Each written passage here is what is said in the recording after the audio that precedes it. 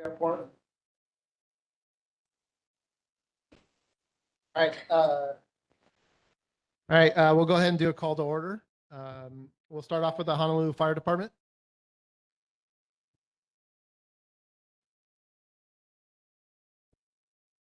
Good evening, everyone. I'm Firefighter 1, Trevor Horibata at the ʻAiea Fire Station.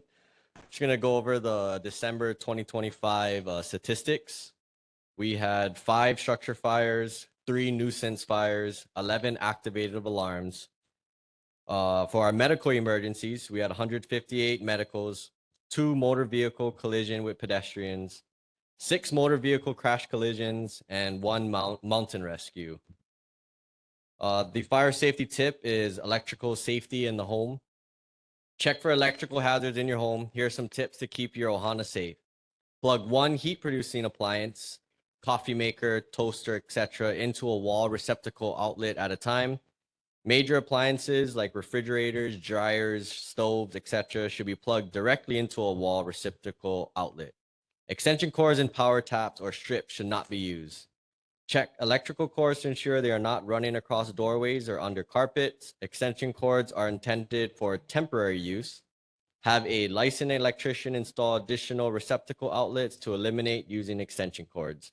Ensure electrical work is performed by a licensed electrician. Also, back to our statistics, if you have any questions about it, for more details, you can go to fire.honolulu.gov under the news and info tab, and you're able to do a fire response search tool on our website for more information. Does anybody have any questions tonight? Any questions, board members? Just looking over the notes real quick from last week. If there's any outstanding notes. Okay, committee members, any questions for HFD? Okay, nothing heard. Thank you guys for your report. Much appreciated. Thank you. Okay, moving on. HPD. Hi, can you guys hear? My computer was glitching out just now, so is it loud and clear now? No, we can hear you loud and clear. Okay, good. Okay, good evening, ʻAiea Neighborhood Board, Lieutenant Glenn Iwasaki, Honolulu Police Department, District 3, Pro City. I'll start with the reported incidents. Since November 2025 compared to December 2025, motor vehicle thefts was 7, went up to 8. Burglaries was at 4, remained at 4. Thefts was 26, remained at 26. And car break-ins was 3, and slight increase to 6. Calls for service for this area, November was 1,232. December 2025, 1,388 calls. The safety tip of the month is stay aware of your surroundings and plan for emergencies. Also, looked at the last meeting. I think the last meeting Lieutenant Sakai attended, it was September 2025. And I was looking at some of the questions and the notes. The Aloha Stadium property, homeless, our community policing team with Acting Sergeant Kelly Makanani, they cleared the homeless out. So there should be no homeless there anymore. And they still do continue to do outreach with the teen program up in, I believe, Royal Summit. With that RAP program, it's called Real and Powerful program. Also, the speed trailers back up. I know it was rusted out, so we had to get it repaired. And I just saw Lieutenant Sakai's request, and I guess the community policing team said they can't put it on any incline or decline because they'll be liable if it starts rolling. So, but we'll try get it. I'm not sure who asked the question or had the request, but we'll try get it on Komomai and Kahele. I think that's the best that we can do. I think somebody wanted it at the entrance to Royal Summit. And also, just an update, we had a robbery series, a real bad robbery series, Pearl Ridge and the surrounding areas with people snatching and robbing people of their gold chains. So we did an operation recently, I believe 7 or 8 juveniles. I can't release any names or anything like that, but 7 or 8 juveniles was arrested and they were charged with those robberies. So those robberies, ever since that operation, has completely ceased. So we're not having the problem of those gold chain robberies anymore. And that's all I have to report. And I'll answer any questions. Okay, board members, Jane. I was wondering if you had a follow-up for the robbery that was up here on ʻAiea Heights Road at the 7-Eleven, March 28th at 2:45 a.m. I know I keep asking about it, that you were gonna, I think it was, how long's it been since we've seen each other now?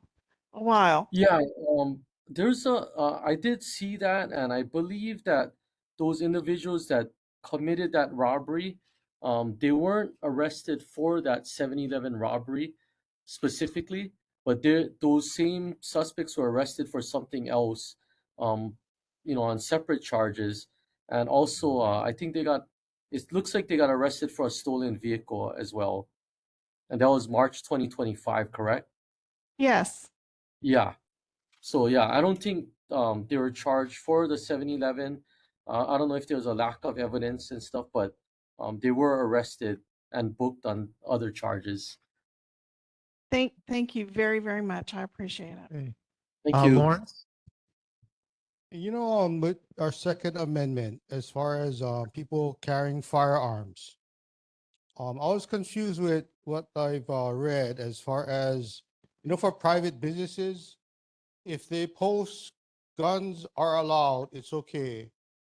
But if they post, if they don't have anything posted, then guns are not allowed. Is that how it works? Um, I have Sergeant Miller right next to me. You know anything about that? As of right now, to my knowledge, that is a like private property policy kind of thing. I don't think that's involved, but I have to double check. Yeah. I don't know if you heard him, but he said that he doesn't think that it's law. He thinks that's like a private property kind of a rule right now, but we can look it up and get back to you on that. Okay, But I so know if, in the past, I used to be undercover in narcotics vice for a long time, and I know in the past, like place like you said, place of business and stuff like that. So like bars and when we used to raid these places, they would have registered firearms and it was allowed in their place of business. But I never did see anyone post that, so I would have to get back to you on that. I can email the firearms section and see if they can give us more information on that. yeah, I'm just curious because, we have a lot of private businesses, and if they don't post guns allowed, and those businesses that don't have that posting it's allowed, then it automatically becomes guns are not allowed. I'm just curious if that's how the understanding is. Thank you. That's the concealed carry law, right? You're talking about. Yeah, To do with correct. that, right? If you, yeah, I can check on that and I'll get back to you. Sorry, can I get your name? Lawrence. Okay, got it. You can run through Steve. Yeah, just, yeah, you can send it through me. Okay, got it. I have Steve's email, so Thank you. okay. Board members, any other questions? I just want to give thanks to the job you guys did on the catching the thieves on the gold chain thing, by the way. Really appreciate you guys doing that. Okay. We have a community member, Claire. Hi, can you tell me, you had an Shit, what officer the- respond, Yeah, absolutely. Oh, and hold on, before we get to Claire, there is one other thing. The Holly, I think it's Heliconia. Yeah. We have an individual down there that's been complaining about the parking, and I know you guys have been keeping up on it. So I appreciate you guys doing that as well too. Okay, now Okay. Claire. Yeah. okay, so, you folks responded to a call right outside here at Haliwilico, by not the same one, right? One right over here. Where the football guys? No, no. Okay. So last Friday, there was illegal parking throughout the street and right in the middle of the street. And finally, police was called because the issue was getting escalated. The resident manager of our Haliwilico Senior Affordable Housing up the hill was being threatened and sworn at and flipped off. And so finally, she called the police, and they responded. And they tried to diffuse the situation, but they also made a comment that I think I'm a little concerned about. They said, well, don't you have another entrance on the other side? Suggesting that they should use that entrance instead of trying to go up their regular entrance here. So do you know anything about that? Do you know the date that occurred on? January 9th. January 9th. And it probably was, I mean, I can look at my phone when I got called, but it was probably about 5:30ish. Okay. I think I was off January 9th, so I'll have to look that up. But you said football in the beginning, so was Oh, that the have to do with a football No, the event? kids. Well, no, the kids use it to practice. The field right across of the library, they use it for practice, and their parents and their supporters park all through the street, and they block the road. And so the lady Okay. just asked somebody to move their car that was parked unattended. There was nobody in the car in the middle of the road. She asked her to move the car, to which then she was, the situation escalated and she was confronted and she was being filmed and the whole thing. So then she did call the Okay. police. Okay, but although I'll look it up, we can remedy it. Do you know what time this usually occurs, this parking? Because we'll go and enforce it. Yeah, so usually by the time I come here at 6 o'clock, they're out practicing. So I would say around between 5 to 7, they're outside practicing. Okay. Yeah, we'll swing by there. I'll let day watch. That's right at the changeover. So I'll let day watch and our night watch will go out there as soon as they hit the road, and we'll enforce that. Once we Yeah. start enforcing it, I'm sure it'll remedy its on its own. So yeah, Hale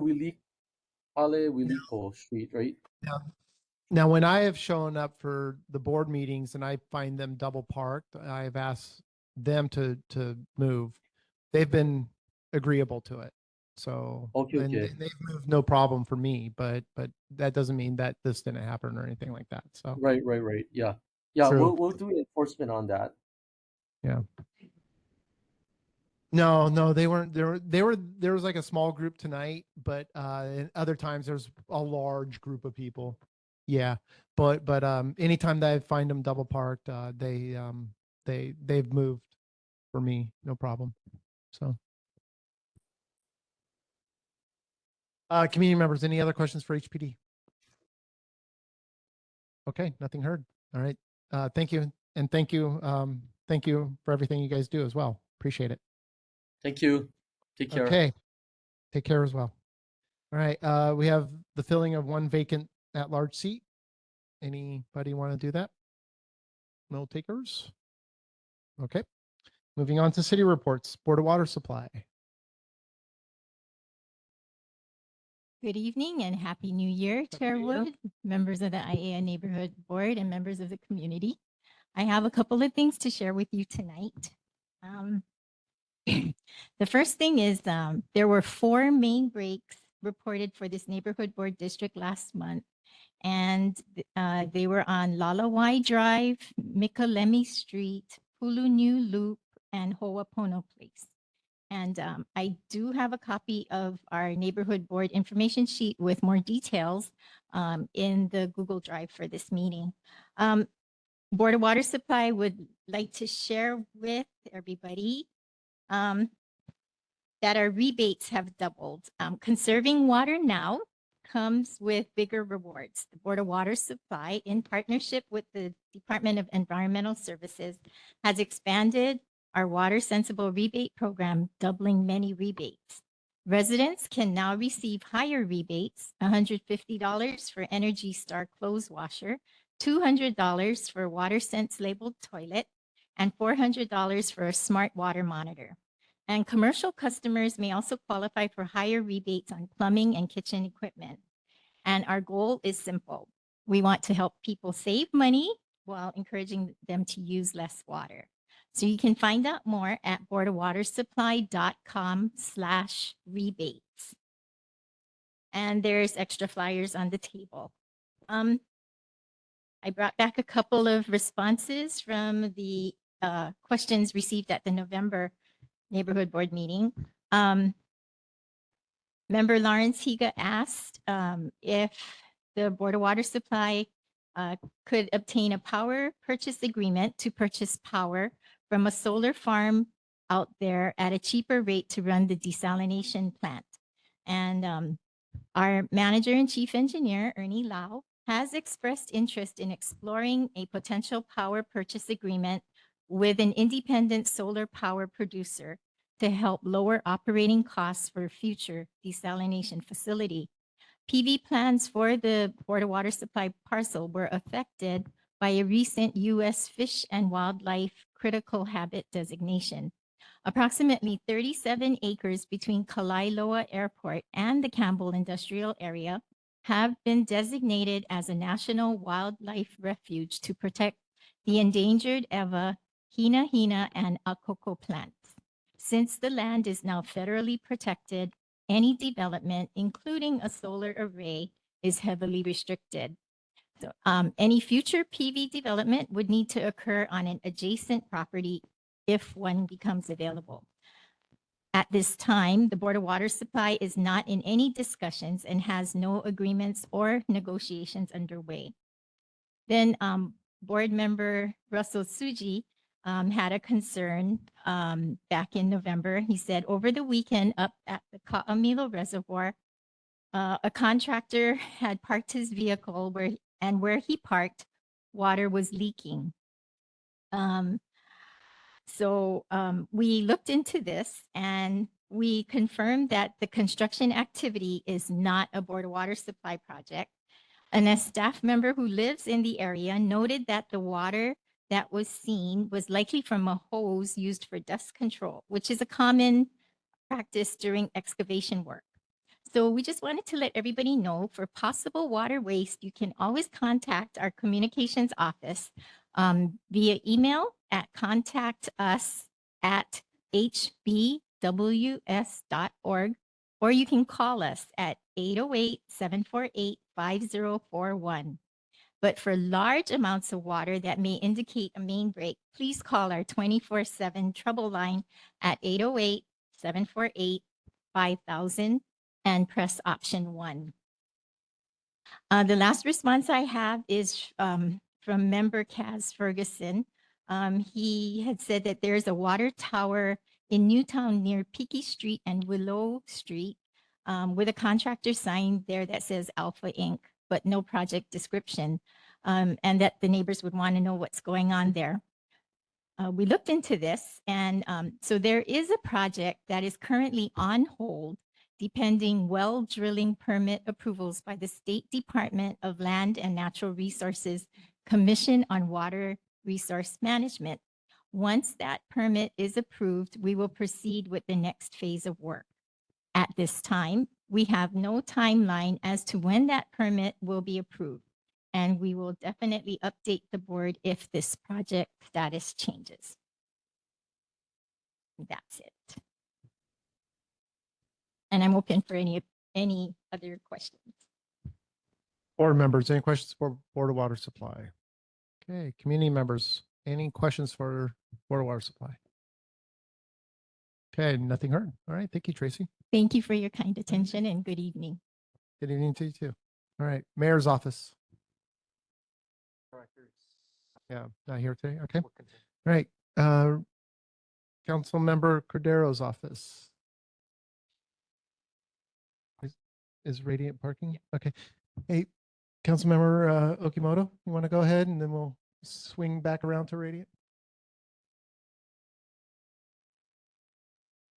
Thank you, Chair. Aloha and good evening, Chair, Vice Chair, members of the board, both here in person and online, and members of the community here. Councilmember Valakino Okimoto, representing District 8, happy to be here in person with you today. So all of you should have received my written report. I'm just going to go over a few things, and then if you have any questions, I'll do my best to answer them.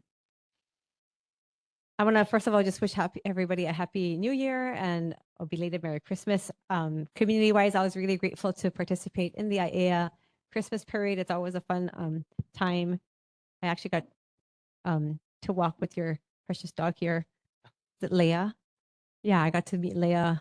Thank you so much for letting me walk with her. That was fun and take some pictures. So it's always a fun time to come together with the community. And I want to thank the community for always graciously inviting me and my team.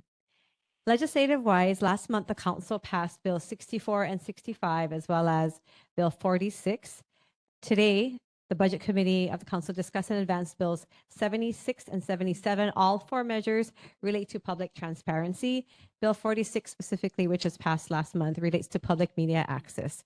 The Council also passed back in December Bill 42, which deregulates the taxi cab industry, allowing them more authority to set their rates, thus leaving the field with the other rideshare entities more on level playing field.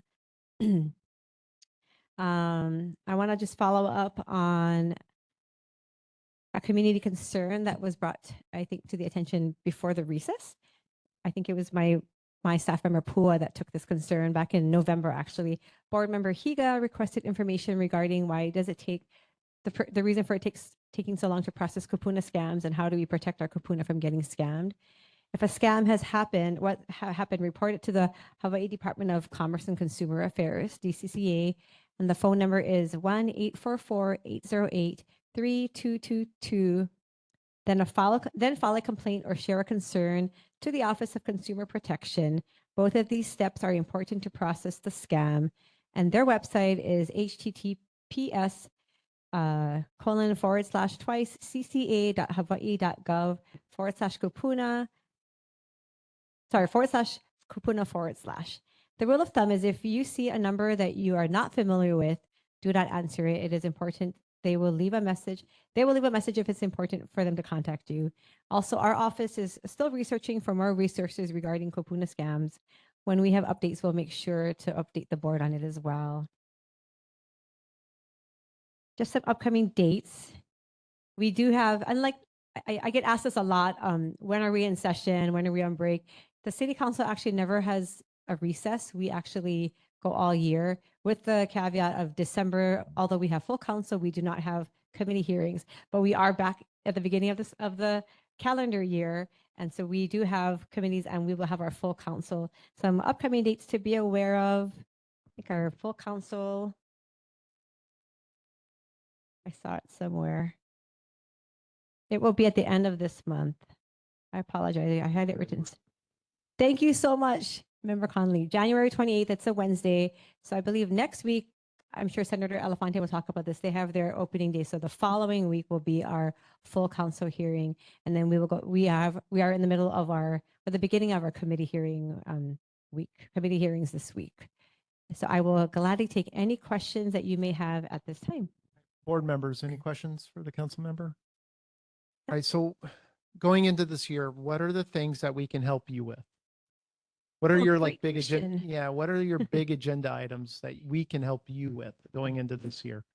Well, it's always helpful if there's any, the thing that you guys do for sure, not legislative wise specifically, but letting us know of the concerns in the community. Sometimes there is legislation that we can provide based on what you provide to us. But if you guys are our eyes and ears on the ground, that's really helpful. A lot of the community concerns we then turn into legislation if it's applicable. It's always helpful to receive testimony from those in the community. So right now we are working on continuing measures that will help encourage transparency. And that's what bills 76 and 77 are that were just went through my budget committee today. But anytime you can keep track, and just if there's, even if it's not community specific, if there's matters that you feel will be helpful for the community at large, such as public transparency and government efficiency. That's really helpful. The testimonies are always really meaningful, and we do read through them, and it's always helpful to help give us an idea of how the community sees what we're doing, but also to show the support. For example, Bill 76 is a co-signing of myself and Chair Waters, and so that's something that we're hoping to move forward. There was some discussion, some concerns from the administration, and we're always willing to work with them. But testimony, having us, if you can provide us with things that are happening in the community, that's always helpful. So can you provide me a link to where we can provide that Yes. testimony? So if I you, should send it to the rest of the board. I will, I think Hua from my staff usually provides links to everything because I do have it on here. I'm not sure if she provided it, but Chair, I will give this to you. You can also always go to the honolulucitycouncil.org website. On there, there's links to everything. You will find a link Yeah. to me, to my newsletter. And that was another thing that I wanted to mention Just that to these bills in particular that you pointed out as well. Oh, okay. Well, you have to go to the, and I'll give you these links. You have to go to this link, and then you can specify which measure that you're going Yeah. to testify on. Because I know that Senator Elefante, when he's like pointed out specific bills that he wants us to provide He testimony. gives you the specific. Okay. Yeah. Okay. And so then I farm it out to the rest of the board and say, hey, go provide testimony to this particular bill, right? Okay. And that makes it easy that way. And if there's something that you see, Yeah. and maybe if we there's something didn't, else, yeah, then I for can point that sure, out. yeah, that would be helpful. So the general link would be helpful. And if there's something Right. specific, I can message you. Absolutely. Yeah. Yeah. And I did want to say that because again, we're not able to mail out the newsletter to the entire district every month. Right. You guys get it. You guys And I usually do. get I it usually first. send out the newsletters when I get them. But if there's something really near and dear to your heart that you want me to Right, point right. out, that's what I will send to the rest of the board. Correct. Thank you. Sorry, I was also gonna, if it's okay if I add on to those who are maybe not a member of the board and not able to get, if you would like to get a newsletter, you can contact my office, valokimoto.honolulu.gov, or go to the website, the Honolulu City Council website. There's links there.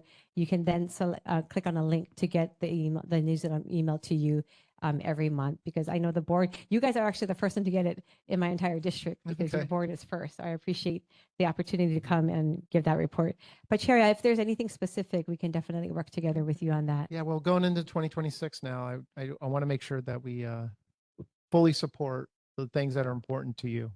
Thank you. I appreciate that. My team as well. And I want to thank you guys for working so nicely with my office. I really do appreciate the efforts that are coming from the community to my team.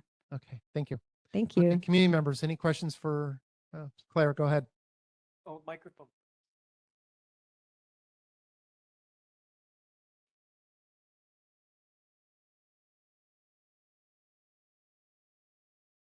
I do not actually. I do not have any updates, but if we do have any, then I think Councilmember Cordero and I can let Yeah, the community because know. It was announced, but Correct.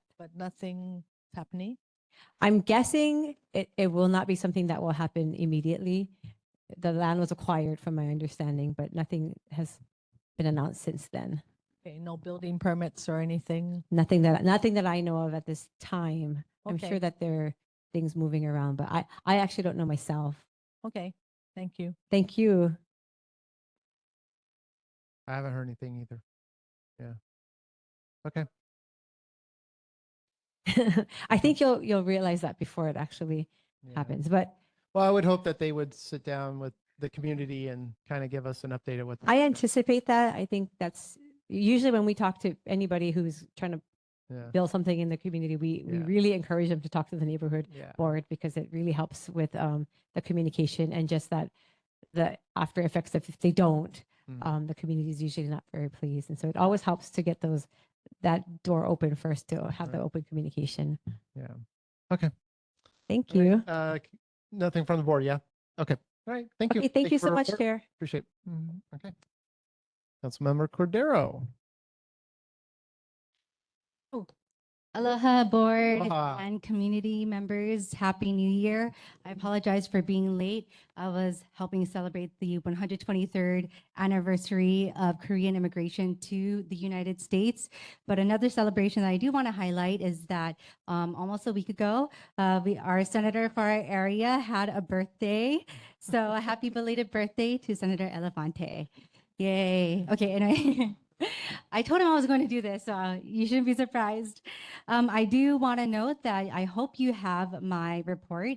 I do also want to mahalo the Housing and Homelessness and Parks Committee for having a great, robust discussion this past Saturday. I got to join them at the ʻAiea District Park about a measure that's important to me, empty homes tax, answer some questions both online and as well in person, as well as in person. I know that they highlighted a little bit about the ʻAiea interim park, but basically just a recap of last meeting. Oh, I forgot to introduce myself. Hi, everyone. My name is Radiant Cordero. I'm the council member for Council District 7. So I guess everything west of Waimalu Stream. And then when you go up to Kaanohi, everything below the freeway. And then when you get to ʻAiea Heights, I have everything, all of ʻAiea Heights, Halava, Makalapa, and that's my area. And my district goes all the way to Iwalei. So on my report, I do have our calendar of events. Councilmember Okimoto did highlight that we are in our committee week right now. I do want to note on the second page, I have responses to community concerns. One thing that I do want to note, and I do know that the Board of Water Supply just went up for city reports, that there, if you do see my repaving work on page 2, you'll note that I do note that. However, we do know that this past few days, there was a water main break on Moanalua Road and ʻAiea Drive. So I just want to note that this report may have to be pushed back and repaving may need to occur later on after they reassess the water main break.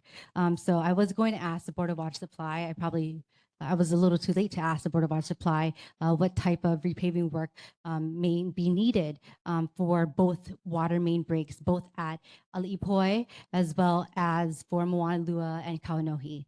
But I digress because that's not my report.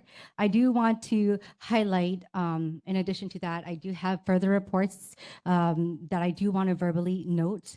The city is on schedule to receive materials to set up a rectangular rapid flashing beacon near Nalopaka, did I say that right? Yes, Nalopaka Place and Moanalua Road. And we are looking to put a rectangular rapid flashing beacon at near Alva Scott Elementary School. The PTO follows up with me almost every other month, every month, excuse me, but every maybe 3 weeks or so to follow up about that. So we are receiving our materials by March, and hopefully we can get a notice to proceed for the construction there. I do also want to note, thanks to Senator Elefante, that on Ulune Street here by Pula'a, as well as Pohue, we are looking, and I think has been reported to the neighborhood board here, as well as in the town hall, that myself and Councilmember Okimoto, along with our area legislators, hosted about 2 years ago, that we are going to have some road rechannelizing to address a lot of the speeding concerns. They are looking at designing, the city's Department of Transportation Services is going to be redesigning some rechannelization of the roads, meaning the lanes are pretty wide, right? Which makes it comfortable for people to speed. And that is the main concern. We had a neighbor that mentioned that maybe raise crosswalk.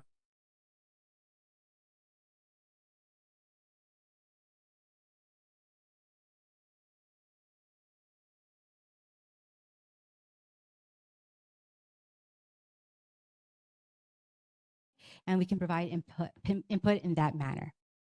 In addition, I do wanted to note that I do have 2 resolutions. One is as it relates to knowledge of the rules. Back in 1997 is when the city got rid of needing to take a written test or some form of knowledge of the rules test to then renew your driver's license. That's something that I'm proposing to come up again. We don't make those decisions, but the state does. So this is just a proposal to hopefully have the state legislators take a look at, as well as knowledge of pedestrian safety, bicyclist rights and interactions, and multimodal roadway use as part of the driver education requirements and inclusion into the Hawaii driver's manual. So hopefully we can include that. Some of the language is quite vague. Me and my staff got into heated discussions about like what our understanding of the manual says. So we've been talking about this since September. And so hopefully that is something that our state legislators can look at. In addition, I do want to note that we have our council calendar. You can access it online. I didn't bring my purse with me, but I had all the calendars available, but I'm hoping that you can take a little bit of look of our calendar for the 2026 and you can access it online as well. I do want to also note that Senator Elefante and I hosted ʻAiea Elementary School, both at the Capitol and at the City Hall, respectively, and actually, Jan from Senator Elefante has also got the students into the mayor's office and take a photo there. So I can't even do that, okay? So Jan can. So if you need to get into the mayor and visit the mayor, don't talk to me. You got to talk to somebody else. Okay. Next up, I do want to invite, if you know Keiki or are Keiki at heart, or just want to hear me read, I guess, you can come on down to the Halava station this Saturday from 10 to 12. We're going to have some Spanish rolls. We're going to have some water. We're going to have some fruit. I don't know. I'm not sure, but we're going to have, we're partnering with Read to Me International. And you know how they do different events. I know they had an event at Raising Cane's in Pearl City. We're going to have one at the Halava station right outside of the emergency exit there. So let any Keiki know. I've been talking to a lot of Keiki, doing my pop-up offices, and yeah, just come down. I'm going to be reading a book called Truckers and Trains. So it's a lot of tick, clack, clack, click, clack. I don't know. I got to practice. But nonetheless, you all should have received your real property assessment. I don't know if Councilmember Okimoto brought that up, but there's information on the back page of my report. I've reported long enough, so I just wanted to highlight some of my priorities are as kind of highlighted in my first few items that I've introduced, such as transit and traffic safety, as well as infrastructure, which has been a priority of mine from the time I was running for the council, as well as ensuring, I guess, affordability and ensuring that we can, whether it be the project that we approve at the council or whether it be the services that we offer. So those are my priorities. Sorry, Chair Wood, I just wanted to answer that before you came up. And if there's a way that the ʻAiea Neighborhood Board can help, is to continue to utilize your committees to have great discussions like you had on Saturday, but especially to actually continue to do more site visits and field trips, because I think those are really valuable to better understand and have longer in-depth discussions about projects that may be coming up, like, you know, maybe whether it be at the ʻAiea Interim Park with Claire and Dan or us or whomever. But I know that Chairwood has done really great community engagement with our partners. So that's my report, and I hope I was able to answer any of the questions that may have come up. Okay. Board members, any questions? Okay, well, same question for you then. So any bills coming up for this calendar 2026 that you want us to support? Yeah, so I emailed Chair Wood, Senator Elefante, Rep. Kong this week about a resolution that's coming before the zoning committee. This will help provide flexibility to Halewiliko, this project here, that's our neighbor right here. And so we have our committee meeting on Thursday, not Tuesday, today's Tuesday, Thursday. And if you take a look at it, Chairwood, I don't know if you sent it out to the rest of the board members. You did? Perfect. Yeah. That's a direct link to the agenda, as well as the to the agenda, and you can submit testimony either in support of it, but basically it gives EAH more flexibility to market the units, because we want to ensure that seniors who need it and can qualify will be able to find a home here in ʻAiea, here in Haleʻiliʻiko. So that's one. Two is a lot of the transits and traffic and safety. We just want to make sure that we save lives. We know that a lot of the issues, whether it be distracted driving, rushing, whether it be not knowing rules of the road, sometimes we want to ensure that if you have problems, whether it be speeding on Ulune, that you'll be able to let any of your legislators know, and how we can either implement it through legislation. But I think the biggest thing is supporting design changes, like the road rechannelization, road diets that's coming up on Ulune, rectangular rapid flashing beacon by Alva Scott. I know those are changes and we don't like change, but the main thing is that we are looking for safety. And I think that we can design for safety better than legislate for safety. And so my two pieces of resolution right now, my two resolutions right now will also change behavior, because yes, it may be taking maybe one more step before you renew your driver's license. And it's not going to become law if it passes out of the city council. It'll take a whole process to pass, to even to go through the legislative session in the future. But that is something to consider. We did have this before 1997. So I don't know what happened in 1997. I don't remember that. So, Okay. so yes. All right. Okay. Community members, anything for the council member? Okay, nothing heard. Thank you for your report. Thank you. All right. All right. Moving on to community reports. Hawaii State Department of Health. Oops. Good evening. Can you hear and see me okay? Yes, we can. Mhm. Thank you. Thank you so much for the invite. Happy New Year to all.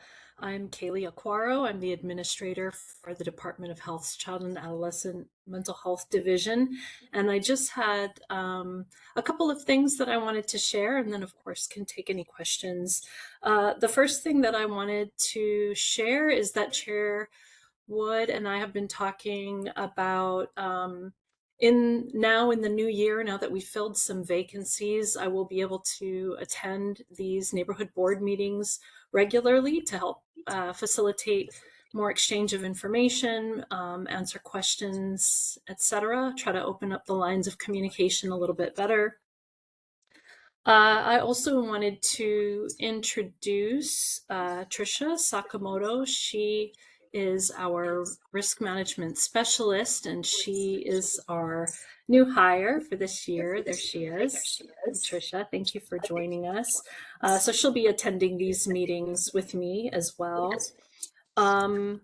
The third thing that I wanted to share is that to try to address as many folks' questions as possible, you know, we've been hearing from a lot of different residents, you know, who've been contacting different people trying to get information. And so any inquiries that have come to our division, the Child and Adolescent Mental Health Division, I went ahead and compiled and sent to Chair Wood so that the neighborhood board would have kind of its own library of questions that have been asked and answered so far.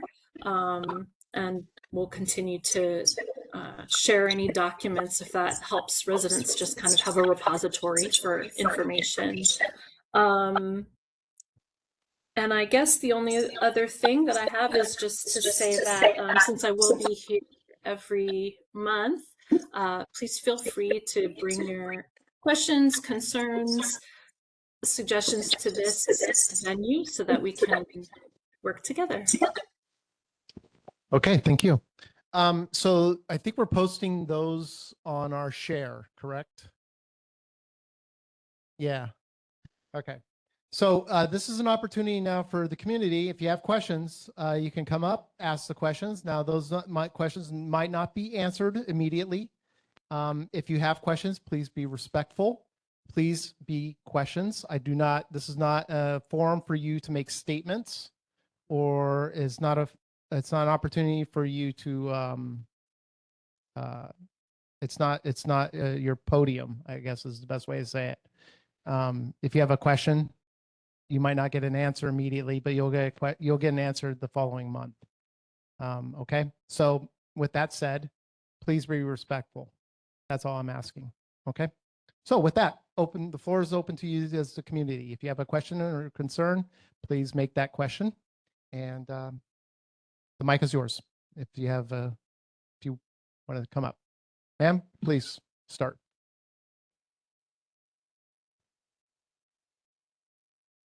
Hi, good evening. My name is Jean ʻAiea, and I am part of the Concerned Residents of Newtown Estates that is working to ensure the safety of our community and our residents due to the special treatment facility that's in Royal Summit, and that houses sexually reactive youth. There's been an ongoing situation between us and the Child and Mental Health Division. We've gone through the process of requesting documents for a community safety plan. We only got a letter addressed that was written to Sarah Antone, who's one of the directors of Child and Catholic Charities. Ma'am, what's your question? Okay, so my question is, did Sarah Antone provide you with the community safety plan? Yes, as well as their elopement policy, and both are in the documents that were shared with Chair Wood. And that should have gone to you as the follow-up. So there was kind of two parts to the official request for records. The first part, you received an acknowledgement of your request, as well as the letter that went to Catholic Charities, because the Child and Adolescent Mental Health Division doesn't maintain those records ourselves. The Catholic Charities is the one that maintains the records about their policies and procedures. So part one was just acknowledging your request and showing you that we've requested those records from Catholic Charities. Part two was sending those documents, and I can try to check and see when those documents were sent, but they were sent and Chair Wood has them. Okay, these are the documents from Catholic Charities, not the ones that Dr. Kenneth Fink emailed to the Office of Information Practices. Is that correct? Those are the same. Dr. Fink wouldn't have different documents. So if the Office of Information Practices request went to him, then he was working with CAMD and Catholic Charities to respond to the request for records. So the elopement policy and the community safety plan that were sent to you in response to that request are from Catholic Charities. It's their policies. Okay, because from what I gathered, it looked more like a program manual, not a community safety plan. So the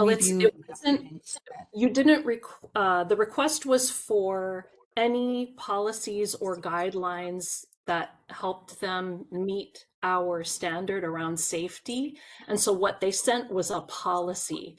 The community safety plan, my understanding is that that's something that this board is working with Catholic Charities on crafting a community safety plan, and that is a separate document. Okay, because the folks are, I believe, still working on. Okay, because it's specific to clinical operations number 5, which talks about community awareness and safety.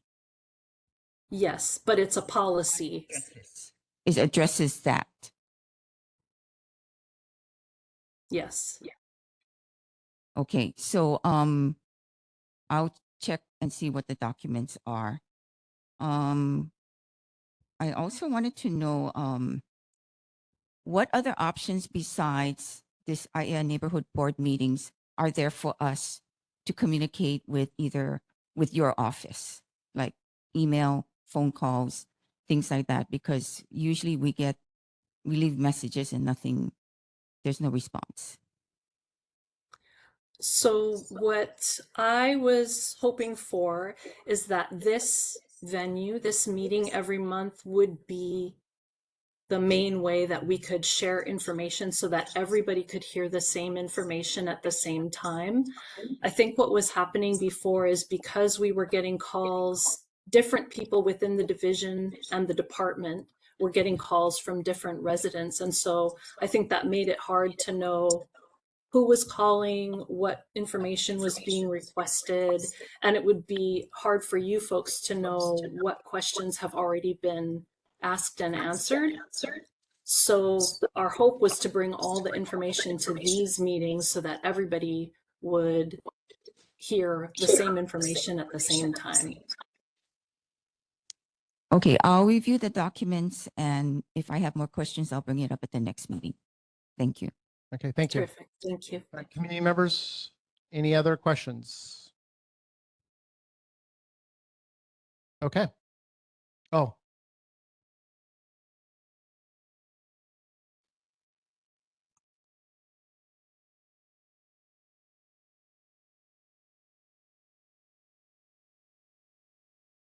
Aloha, thank you for your presence. Is she still on? yeah, she's still on. Okay. Aloha. I'm still here. Aloha. When you come next month, would you be able to bring personnel that know the daily operations of this program? We do have some concerns regarding possible staffing issues.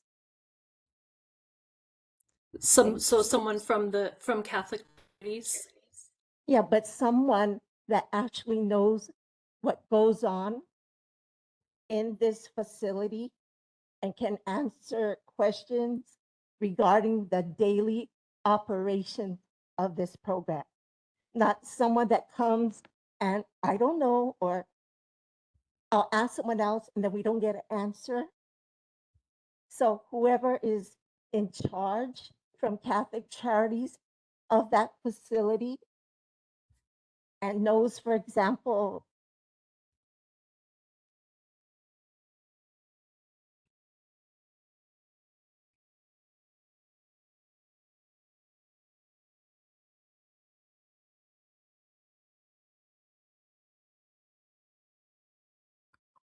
Sorry, I think it froze for a little bit, but yes, I can make the request of Catholic Charities that someone attend these meetings with us.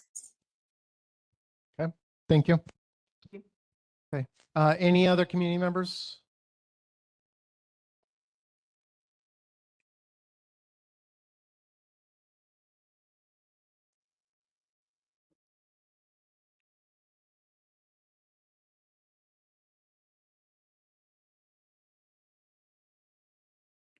Okay, I guess what we kind of like to know is, according to the program, it says that these youths, there always have to be 2 supervisors watching them at all times, and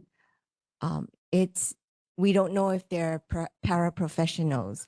So if they are paraprofessionals, these 2 paraprofessionals, then within the house while being supervised, is there a manager above the level of these paraprofessionals who are there 24/7 to help in case an incident happens and these paraprofessionals may not be have training to de-escalate the problem, to keep the community as well as the youths in the house safe? So your question is about the credentials of the staffing that are on site at all times? At all times, yeah, 24/7. Like, is there 2 paraprofessionals, who are there to supervise these youths, but then there's also another professional that is there to, make decisions or de-escalate or, have the training and the knowledge to act on a situation if something happens?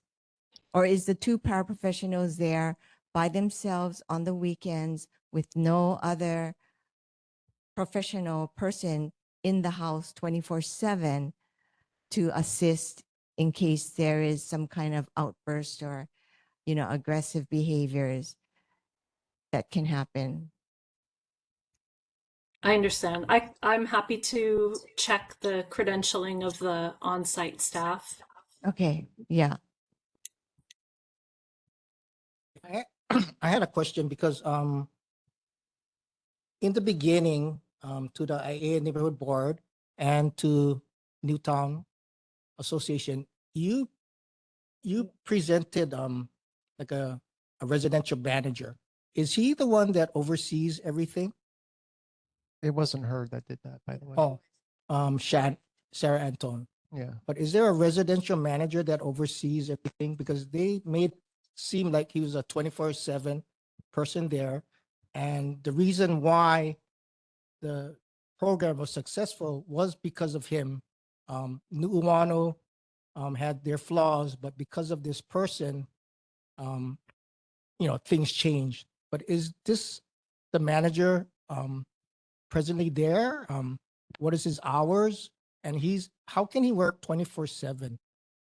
I see a lot of para-pros there, but I'm concerned about who's supervising who. I see. There is live-in staff, but I can confirm with Catholic Charities. So your question is about the live-in staff, right? Your question is about who's there all the time and who they supervise? Who's in charge? Because we had a police incident when there was 2 workers and an incident happened, and instead of doing what they said they were going to do was notify the neighbors, notify everybody. They didn't do it. They just walked away, and then the neighbors had to call the police. So who is enforcing this? Who is watching the para-pros? Where we look at their resume, is quite job description. It's just a high school degree and 1 year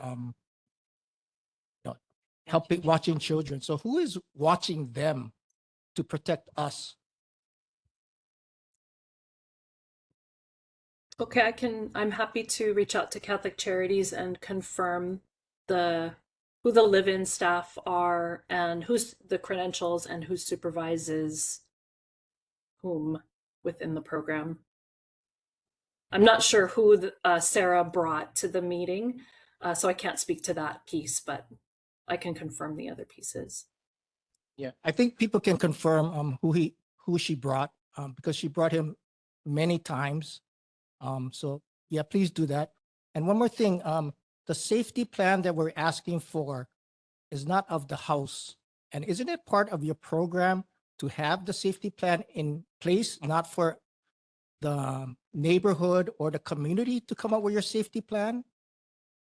I'm kind of confused on that because you guys keep giving us back the house plan. We don't want the house plan like the fire exit and that thing. We want the safety plan for our community to be safe. We have vulnerable children. We have elderly adults living right next door. That's our concern. And I think we mentioned that many, many times, and we still get the safety plan of your house. We don't want the house plan. We want the community plan. And it's stated that you guys need to provide that to even be running. There may be a difference in what you folks are needing and wanting versus what we need and want in order to oversee the program. So it sounds like what you folks are hoping for with the community safety plan is kind of a list of agreements of kind of who's going to do what or what's going to happen in certain situations, and that's a negotiation that you're having with Catholic Charities that you folks are crafting because you folks are asking for certain types of communication, or you folks are asking for certain types of actions to take place. Correct. So I think that's why it's coming from you folks, is because my understanding is that that's a request that you folks have, that there be certain types of communication or certain types of notifications, and that's the discussion that's ongoing. That is incorrect. But Russell, did you want to add to that? Go ahead, Russell. I think what the community is asking for, I have looked at their 92F request to the Department of Health. Specifically, they are pointed to the contract provision that required the operator to have a community safety plan. Basically, if you read that paragraph that is cited in the 92F request, verbatim, it is requiring the operator to have that in place in order to operate, because it's under their operations plan. And they're currently operating, right? They have youths there living there. Yes. But what Department of Health has failed to provide the community is the plan. And I find it very concerning if Department of Health is saying we don't have the plan, we just ask Catholic Charities for it, because that is actually a requirement of the contract, a multi-million-dollar contract. How do you know they are in compliance? Is there monitoring of the contract requirements, whether it's being produced by the operator or not? And it doesn't Yes. to be so. How are they? Well, go back and look at the 982F request. Come back and answer the question to the board next time and the residents, how they are in compliance of that condition, because it was specific as to the community safety plan as being required by the operator to operate. I hear you. I will follow up with our contract monitoring section. All right, thank you. Okay, Jane. If you could define community when you speak to these people, that would be very good, because I think the people that are living there are defining community as that therapeutic community that live in that facility. And we define community as the people that live around this facility, the vulnerable people that, well, all that live around, the neighbors that live in the community. So community that we're talking about is neighbors, not the therapeutic community. Does that make sense? That actually really does make sense, and I appreciate that, Jane, because it helps me understand where maybe we're having a miscommunication or misunderstanding. So thank you very much for that added context. I will follow up. Okay. Okay, All right. just one last thing. I just want to mention, the community living around this house is very concerned because the facility has been operating for almost 6 months, and there has already been 3 police reports that have been submitted. So just to let you know, Mr. Choir, if you did not know that. I was aware of the police reports. Thank Okay. you. Mhm. Okay. Okay. Thank you. Kaz. Yes, I would like to know more details regarding the contract that the city has with Catholic Charities. It's not the city, by the way, state. With the state, I'm sorry, with the state has with the Catholic Charities. Specifically, who is the contract between? Is it between the state and Catholic Charities, or Catholic Charities and the residents of Newtown?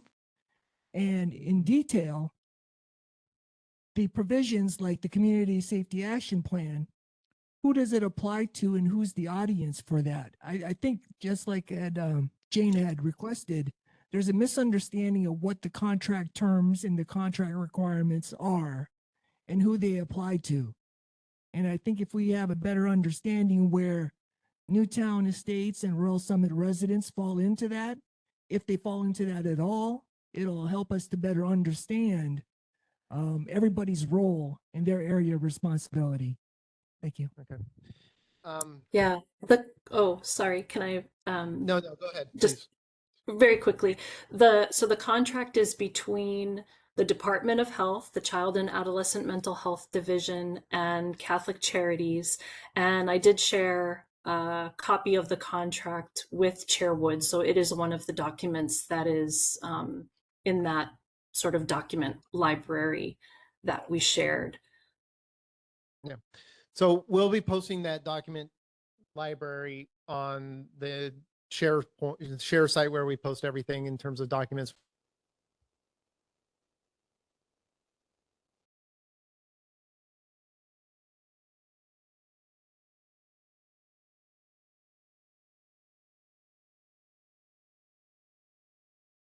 Everything that's on there will be just basically regurgitated from the Department of Health.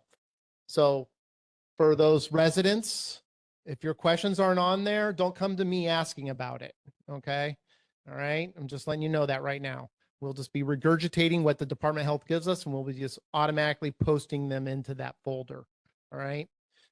So with that said, that's where you'll go to take a look at whatever you want in terms of questions that you might have had during these meetings, or if you just want to go get the contract stuff or whatever it might be that came up during these meetings, if you want to go revisit that information, you can go there to get it.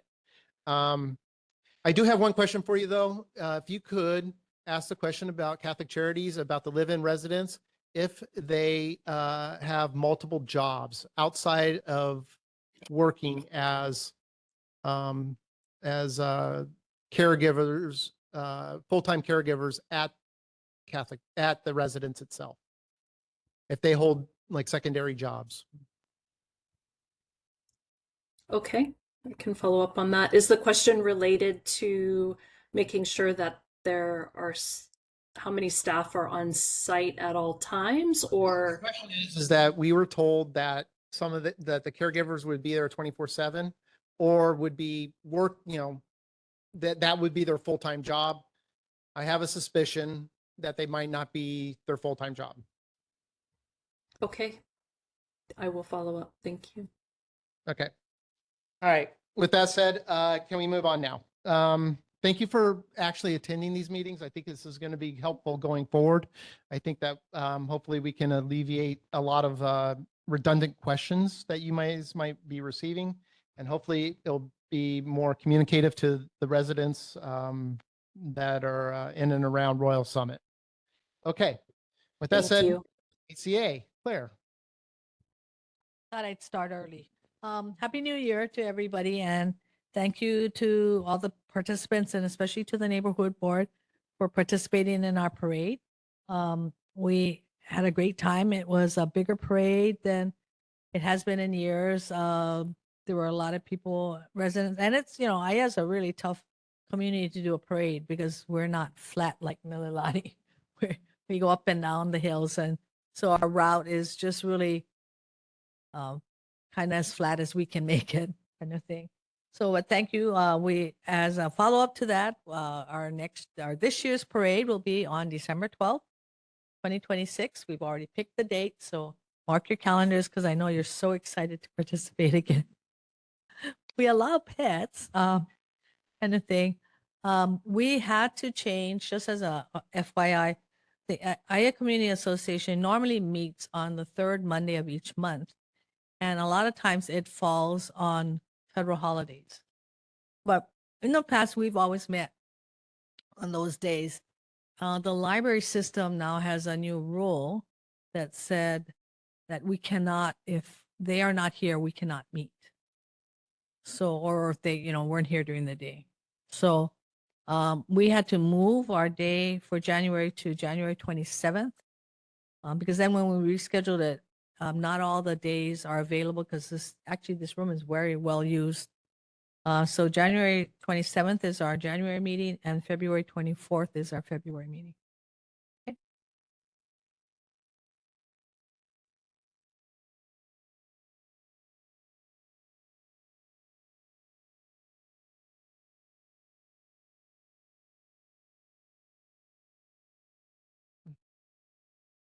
Okay. Okay. If you want to brief it real quick. Microphone. Okay, so you should have all gotten this plan. This is the one that we took out the pathways. I think this is the plan that we took out. We took out the pathways. And so there are things on this that are future developments that, might take years to happen. And all the trees, this kind of gives you an idea of what we hope to have like bigger trees, small, oh, there you go.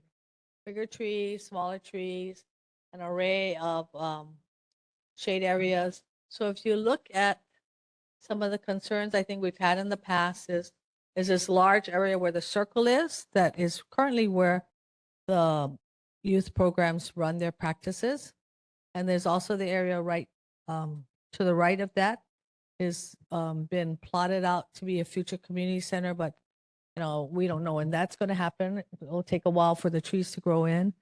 There's a future Keiki playground, which is up from the red trees right there on the right.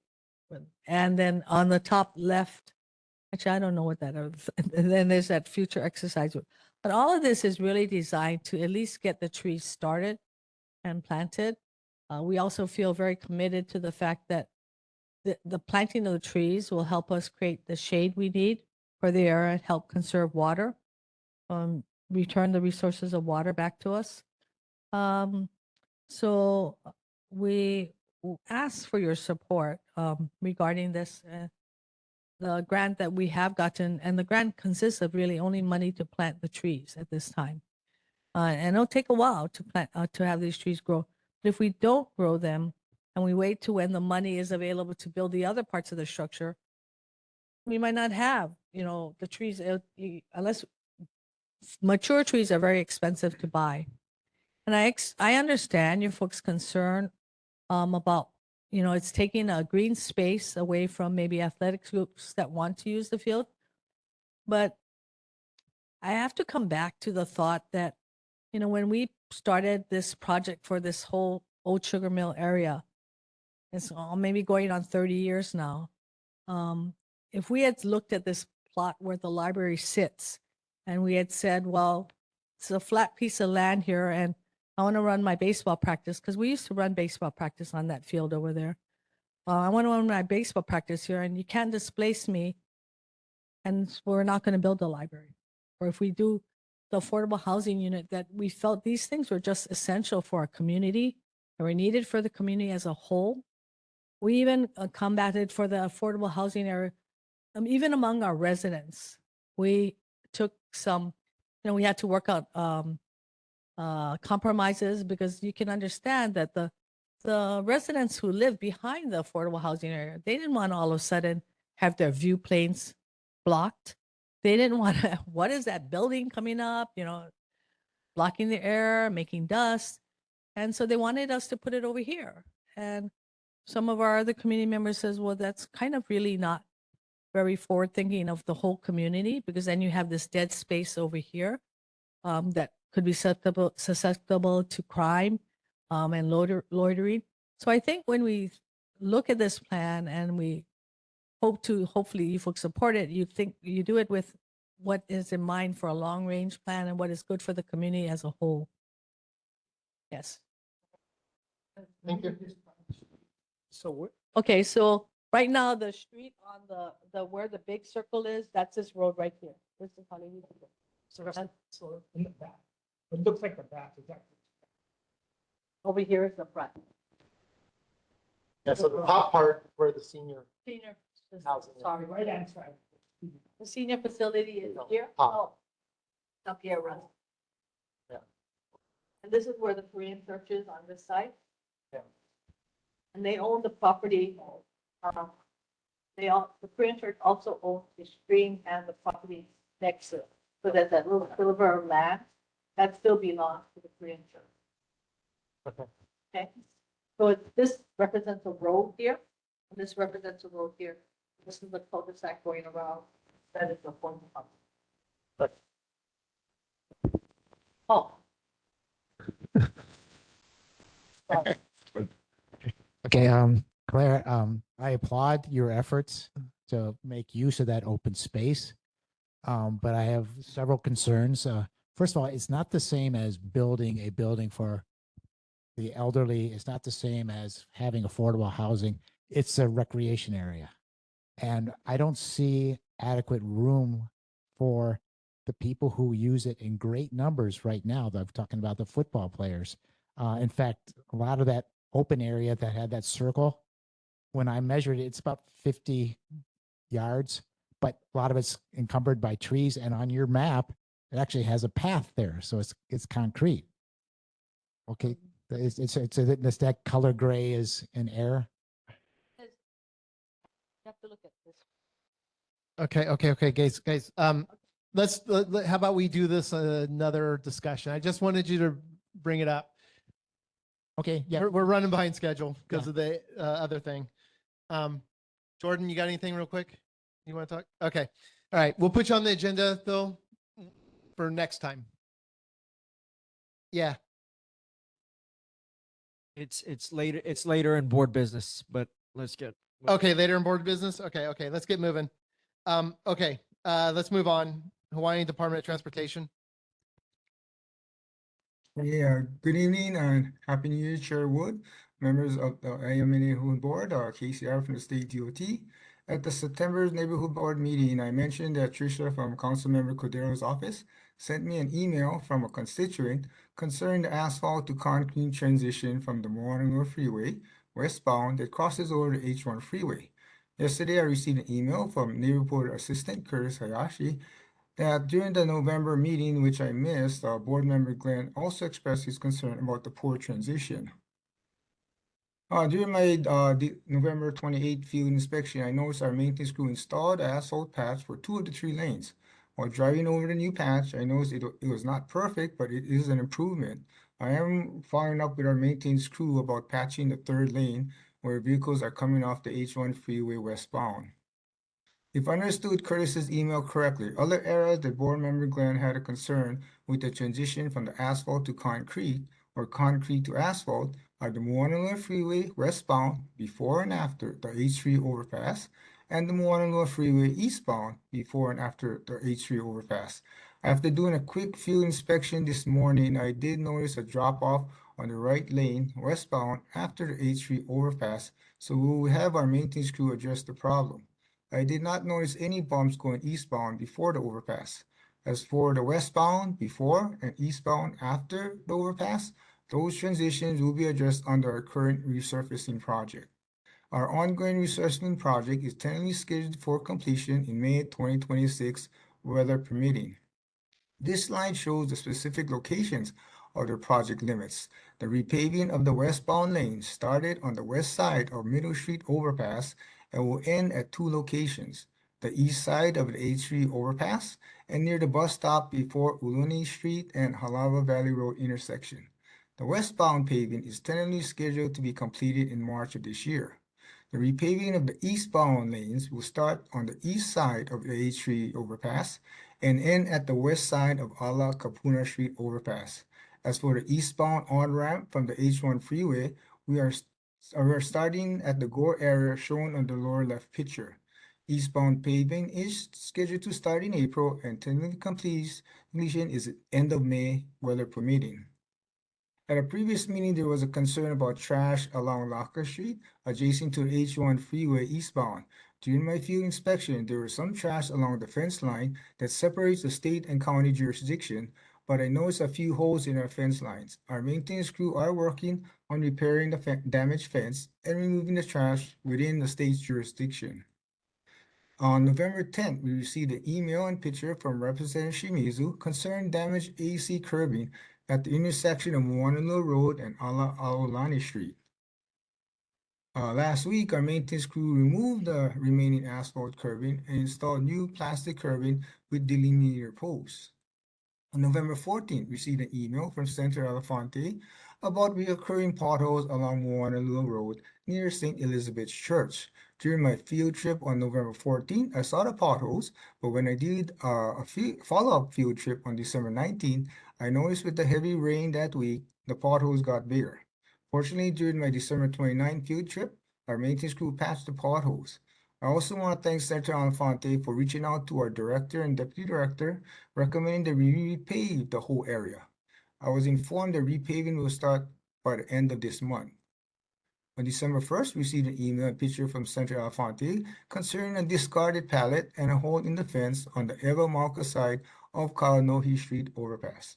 Our maintenance crew removed the pallet and repaired the fence during my December 5th field inspection. This past Sunday, January 11, we received an email and a Google shot from Senator Alfonte concerning the overgrowth along Moanalua Freeway, eastbound, and Moanalua Road near Kamakani Street that is creating a safety hazard. We are working with our maintenance crew on cutting back the overgrowth. And finally, on November 18th, received an email from Representative Shimizu with a sketch drawing from a constituent requesting that the existing plastic curb with flexible delinear posts near the bus stop as you approach the Ulini Street and Halawa Valley Road intersection be removed so a dedicated right turn lane can be installed. Unfortunately, on December 23rd, we sent an email back to Representative Shimizu saying we looked at this area and we cannot make the changes at this time since a tractor trailer would have a difficult time making the turn from the bus bay lane and may run over a portion of existing curb or gutter and possibly the existing drain inlet. This slide shows the existing layout of a WB40 template with a 40-foot turning radius that can narrowly make the turn and could hit the existing curb and gutter if the driver makes a too sharp of a turn. This slide shows the driver would easily run over the existing curb and gutter. But if the businesses and residents in the area really wants the state highways to convert the existing bus bay into a right turn only lane to improve traffic flow for these large tractor trailers, they will need to work with the neighborhood board and their state elected officials. After the neighborhood board vote to approve the request, and the board can have their state elected officials work with our Deputy Director for Highways, Mr. Robin Shishido, to have us submit funding for a future capital improvement project to redesign the intersection so we can create this right turn only lane that can accommodate the large tractor trailers. But please keep in mind that if this does not, please keep in mind that this does happen, it will take 2 to 3 years before construction starts, since we will need to request for the design and construction funds from the legislature, go through the environmental review process, prepare the bid documents, and advertise and award the project. This concludes my report. I want to thank the board and elected officials for allowing me to attend your monthly meetings for the past couple of years. But starting from next month's meeting, Ms. Shelley Kunishigi from our Public Affairs Office will be my replacement. Shelley is a resident from ʻAiea, and her email address is shown on the slide. Sherwood can reach out to Shelley to confirm if she'll be able to attend the neighborhood board's monthly meetings. I can take any questions at this time. I don't know what to say. I am gonna cry, I think. Yeah, I've just heard terrible news. Casey, I'll always say you're a giant among men. And every pothole in Hawaii fears and loathes you. So yeah, you're amazing. Can we go back to that last slide real quick? Last slide? Okay, let me bring Yeah. that back. What is your recommendation for that? No, let me bring it back I mean, up what here. do you recommend to this board in terms of that, in terms of widening that right turn to accommodate that? Are you Well, as you recommending can- that happen? Yeah, so as you can see here, if the neighborhood board would really wants us to turn this bus bay lane into a right turn only lane, as you can see here, we would need to redesign and cut back the curb and gutter. We would Right. try to avoid the, touching the existing drain inlet. But for right after the drain inlet, we'd have to make a sharper turn to accommodate the turning of this 40-foot WB40 semi-trailer truck. So it'll be a capital improvement project. I mean, Therefore, is it your expert recommendation that we say Oh, yes to this? it depends if the I guess the businesses and residents living in this, working in this area of the Halawa Valley Road wants us to convert it. Right now, the tractor trailers would have to wait in line, and if this true lane gets backed up, they're just waiting in line until the green light goes through so they can finally make their turn. That's why one of the residents of business people. Do you know who put in this request? Oh, no, first of all, they have to, if the neighborhood board has to No, request and Did approve. somebody put in this request to have Yes. this? Oh, yeah, it came from Representative Shimizu, I think it's Walter Arakaki, if my, yeah, yeah, this sketch that was sent to us, Okay. Walter Arakaki. Okay, whatever information you have, can you send that to me? Because I think I'm going to probably have to go down there and talk to some of the businesses and find out what they want Sure. before we do any kind of action on this. Okay, Walter Ericock.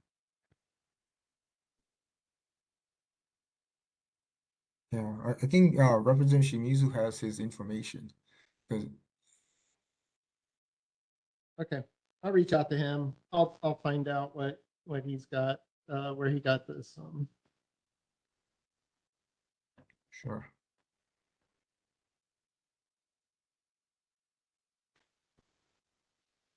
Okay. Yeah, maybe him and I'll go down there together in case some of these businesses and find out what their feelings are about it first. Because it isn't, like you said, it would be a major capital improvement project. So. Okay. And I just want to make sure that the, juice is worth the squeeze, right? Before we do it. Or at least recommend it. Sure. Okay. Thank you. Again, very sad that you're leaving us. So where are you going? What's Oh, I guess what it is I've been we're trying to spread the wealth of the neighborhood boards. Currently, I oversee 8 boards, and okay. It's giving me a challenge with my other work responsibilities. So we'll Okay. be kind of spreading the. So why can't you give up one of those other boards and stay over here? Oh, because Shelly lives in the ʻAiea area, and she's one of them that So okay. they try to assign people that lives in the area. All right. I might just have to go. Which other boards are you attending? Because I might just have to go sit in those boards just to hear you talk. Well, you I'm got reminisce about the old days. I got the So, Pro City neighborhood board. all I got right, I'll go Lima. sit in Larry's board then. So and just think about the good times. So, all right, Casey, thank you so Thank you. much. Really, thank you for everything you've done. You've been great. You're welcome. Yeah, amazing person. All right, let's move on. Pro Ridge Shopping Center.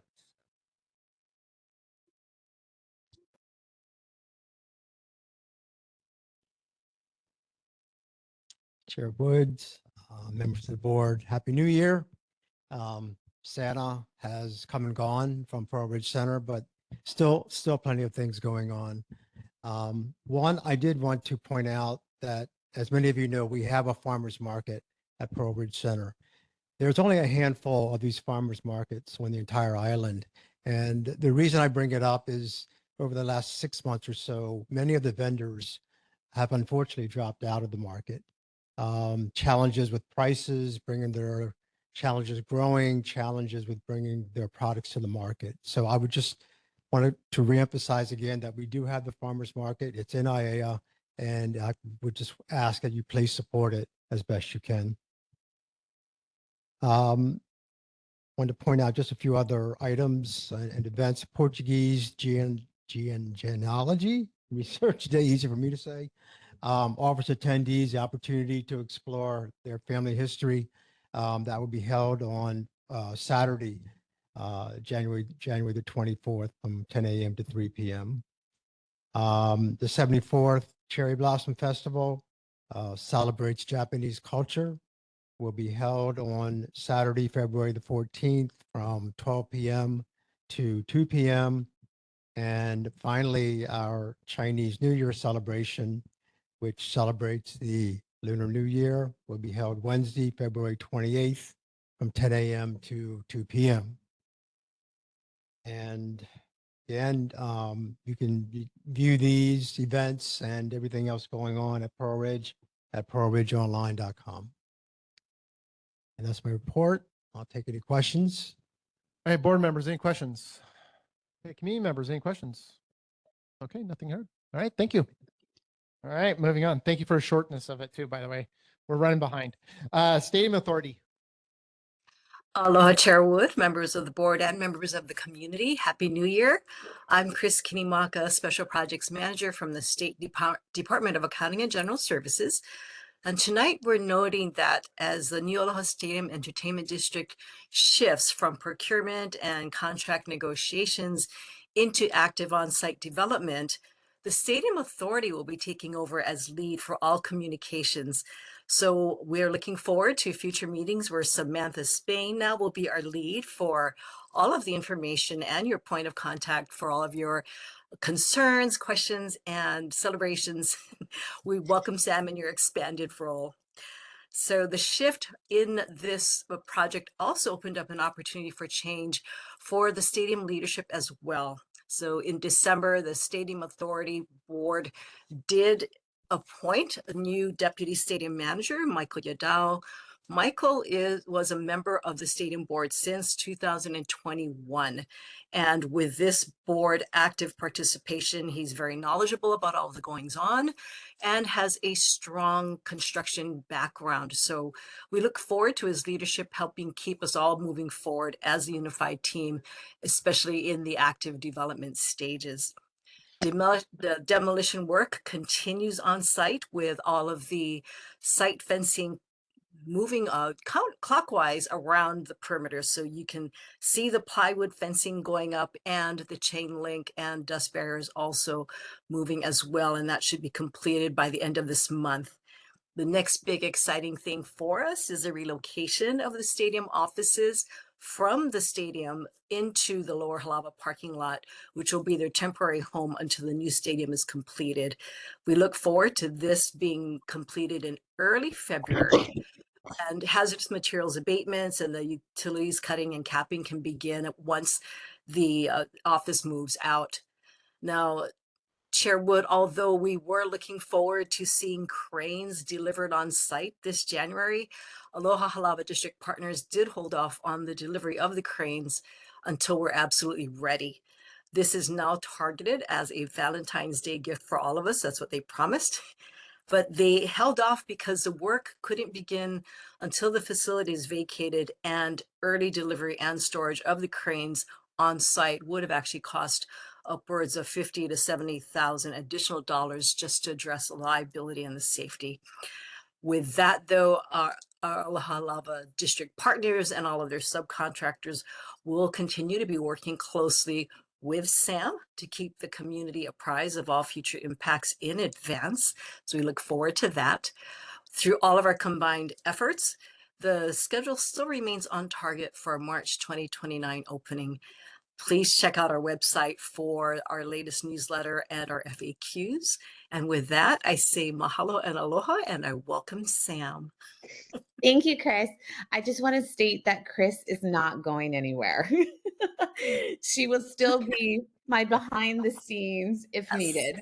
But just to hopefully help streamline our time, I'll just be able to report everything that's going on from NACID to current stadium. As Chris mentioned, we are in the process of moving right now. We completed 3 months in the Swap Meets new location. Everything has been going really well. There are some learning curves, so we are making adjustments in regards to the walk-ins as well as how our vendors set up. So again, if there's any concerns, please let me know. That also goes for any of the NACED project. If you see anything, have anything that you need to share, please feel free to reach out to me. Chair Wood also has my email, and I'm happy to share that with everyone as well. Just a quick update. This weekend, we do have a partnership event that we're hosting with the Skyline.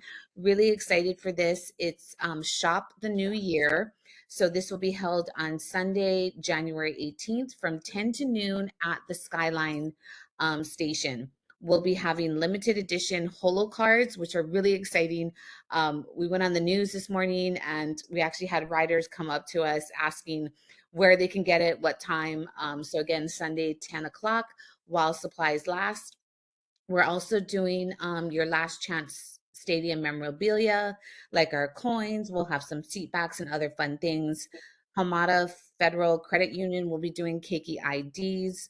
And then we are really encouraging everyone to donate a used, gently used or new book that we are working so graciously with Claire to get that back into our communities, whether it is ʻAiea Elementary or another Halawa community that really would need this kind of things. Other than that, I am open to any questions as well. Okay, any questions for Stadium Authority? Board members, any community members, any questions? Okay, nothing heard. Thank you so much from the both of you. Thank you, guys. Mahalo. Okay, OCCC.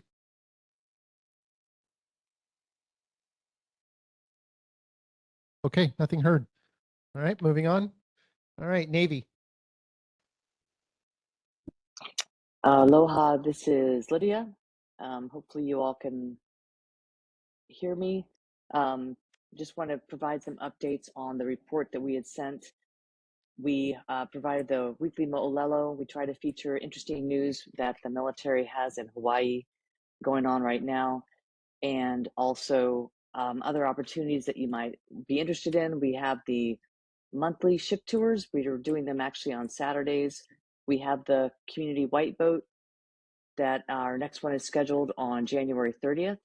And Lolima Navy, our community service continues. We'll be having a launched event at the end of this month. And anybody who has community service opportunities, just please let us know. We also have information in the report about the EIS for Pacific Missile Range Facility and also the Hawaii, California training and testing range. Sorry for my cough, that's why I'm not there. And then lastly, the Rim of the Pacific exercise will be happening this summer.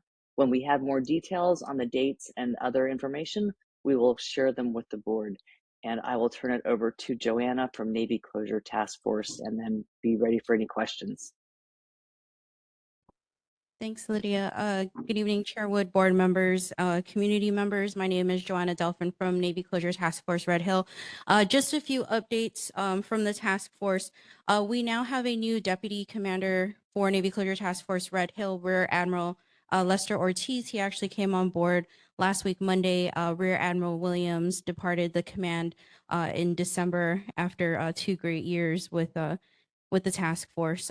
Tank 20 degassing operations completed in December, and the team is now preparing to degas or ventilate the 9th tank in the facility to prepare it for tank cleaning and closure. Pipeline cleaning is complete this month, and that is being prepared for actual cutting and removal from the tunnels. The latest edition of the Red Hill Highlights is also available online for anyone who's interested. Don't think we brought any tonight, but I believe that was also shared with you, Chairwood, to put into the Google Drive. And then if anyone has any questions, looking for updates or information from Navy Closure Task Force Red Hill, we encourage everyone to download the mobile app on the Apple App Store and Google Play. Pending any questions, that's all. Okay, thank you. Community member or board members, Jane. I'm curious from Ms. Robertson or either of you. I've been seeing this activity in the East Lot for more than 2 weeks every day. A tug brings out a big barge and crane to right behind Pearl Kai. And I have scoured the internet to try to find out, what the purpose of that is. And would like to know. Hi, this is Lydia. I'll go ahead and take that one. That might be an installation issue. So you said that's a tug and a barge and a crane in the East Lock area.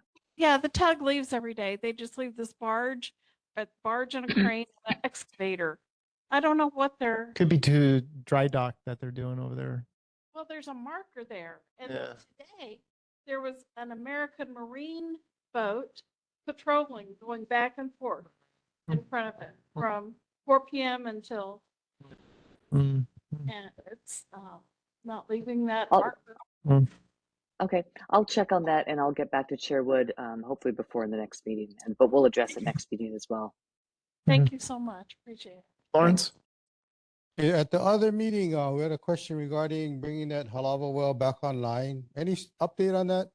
Yeah, so we are still continuing to work with DOH and to kind of address the concern about the timeline of when it'll be back up and operational. It's less of a timeline. The reactivation of the shaft is we're not really running on a timeline. It's more operational driven. So wanting to make sure that we have all the proper elements in place to number one, request for reactivation, and number two, to get that actual request approved from DOH to reactivate that shaft. But we are hoping that we can we're looking to reactivate it in the next few months. Yeah, the reason I'm asking is as far as border water supply, they don't have a sufficient number of wells to sustain Oahu. So a lot of the wells are running like 80, 90, 100% capacity. So I know if you can bring that well online sooner, it would be better if you get sooner than later. So I keep asking the question because if you can bring that well back online and see another well that's serviced by border water supply has the same issues with PFAS or pollution, at least that way they have some kind of template that they can do to follow what was done with that Halava shaft and what kind of timeline it would take to bring the well back online. So it's already like, I don't know, 4 or 5 years out and the well's still down. So I'm just wondering, as far as timing, say if border water supply has a contaminated well, now the whole island is going to be on a restricted water usage. Is it going to take 4 or 5 years for border water supply to bring that contaminated well back online? Besides, it's kind of, to me, it's urgent that the Navy can lead the way and show how it's done. And the Navy has a lot more resources than the city or the state. That's why I keep asking on the timeline, but it seems like as far as in your who you're approaching it, you don't have any timelines. So it might be this year, next year, 5 years from now. Nobody knows. Yeah, yes. You just said a couple months though, right? Yeah, we're looking at the next couple of months. So again, it's not, it's making sure that we want to get everything right and working with Department of Health to get that request to reactivate approved. I'll make you a deal. You bring it back online in a couple of months, I'll take you out lunch. I don't think so. That's fine. Thank you. I'll note that. Thank you. That's a big deal by him, by the way. Let me tell you. It's a very big deal. Okay. All right. Any other questions from the board? Okay. Community members, Claire. A follow-up to Jane's thing. Are you talking about the crane that's right behind Pearl Kai Shopping Center? Okay, so I do know what that is. It is a barge that is taking up it. If you look at where it's positioned right at the mouth of that stream that comes down between Pearl Kai Shopping Center. And for years, that has been the graveyard of all the old shopping carts and crap that has flowed down into the area. We tried once before through the fish pond to get that stuff taken up, but it's so sharp that even the divers couldn't grab it. And so as part of the building the dry dock in Pearl Harbor, that's a give back. So we were amazed that it was getting done. They're picking up all the metal and taking it off and putting it somewhere else. But that's what that is. Okay, you're welcome. Okay. Thanks, Claire. All right. Yeah, thanks, Claire. Okay. All right. With that, thank you guys for your report. Much appreciated. Okay, Hawaiian Electric.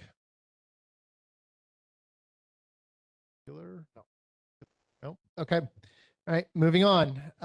U.S. Congressman Ed Case's office. No. Got a head shake over there. Okay. Governor Green's office. Aloha. Aloha. Chairwood, members of the board and members of the community. Janelle Sanishi representing the Office of the Governor. We'll make it quick. Governor wishes everyone a happy and healthy new year as we head on to the legislative session, which formally begins January 21st. However, there are holding hearings already from last week. The governor's priorities remain affordable housing, strengthening our healthcare system, addressing homelessness, and taking meaningful action to address climate change challenges. You can see the governor's newsletters at governor.hawaii.gov. And thank you, Curtis, for dropping it in the Google Drive. That's it. I'm happy to take any questions. Community members, any questions for the governor's office? Okay, did I say community members or board members? Oh no, getting old. Community members, any questions for the governor's office? All right, nothing heard. Okay, all right. Thank you. Thank you for your report. Quick and easy. Thank you. Okay, Senator Wakai's office. All right, Senator Elefante.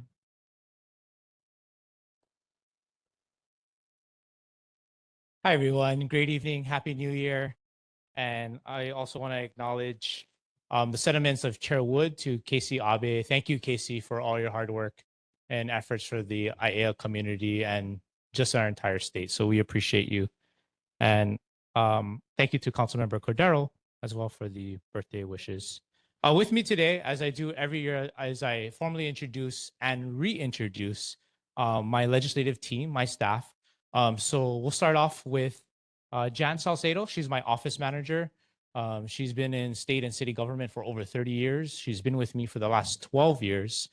So when you call the office, you get Jan. She does my schedules and everything and appointments and everything else. And next to her is Taylor Sales. She is my committee clerk. So she's in charge of policy. And many of you do see her here. She's online during the interim or in person. And then, so that's all the reintroductions. And then the newest staff member is Kayla Okamura. She's a recent graduate of the University of Hawaii at Manoa.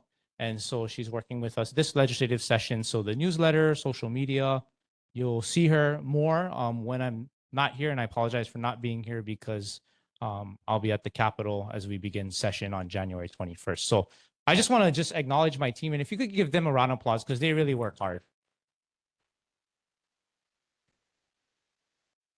And y'all can have a seat. Yeah. Thank you. Thank you, staff. So this year, there's a couple of changes. You do have my written report. Obviously, I just introduced my staff. But in the written report, in the first couple of paragraphs, there are some changes in the Senate.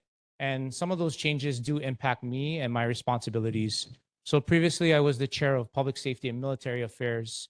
With the recent retirement of Senator Aquino, I will be now chairing the Committee on Labor and Technology. I'll still remain on Ways and Means as a member. I have now moved from Water and Land as vice chair to a member of the Housing Committee. And then lastly, I'm still a member on Transportation. However, I now serve in the role as vice chair of the Committee on Transportation. So 4 committees for this legislative session, and I'm really excited and look forward to that. So you can read more about all the updates that you see in our written report and what my team and I have been up to during the interim. And then I just wanted to just highlight a few things here tonight. We do have started our Ways and Means briefing. Just a couple of outlook for our budget for this coming fiscal year. So many of you know we're in the second year of our biennium budget, and most of our revenue is driven from either GET, TAT, other tax sources. About over half of that is provided for education as one of our big buckets that we do have to fund. The good news is that the Council of Revenues, which meets quarterly, just came out on January 7th with their economic outlook, which remains relatively flat. So by our constitution, we base our 6-year financial plan based on the Council of Revenues projection as we go forward and budget some of our items for this coming session. With that being said, there were some things in the news that were talked about in terms of income tax credits. So there might be some proposals this session to roll back some of the income tax credits on the wealthiest high income earners to help supplement some of the offset some of the costs and expense in order for us to balance the budget. So there's a lot of needs and a lot of wants. The good news is, as many of you know, tourism has been a major force in our economy.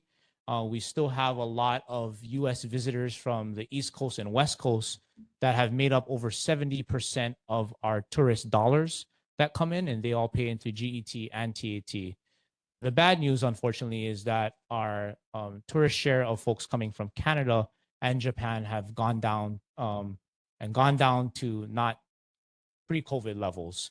So we do need to sort of attract that. But as many of us know here, that with the weak dollar, with the weak yen to the dollar, that makes it kind of a challenge. So we do monitor that and we do look at other ways. But rest assured, as we go through our deliberations and briefings, that we do at the end of the day, when we end session, have to pass a sound budget.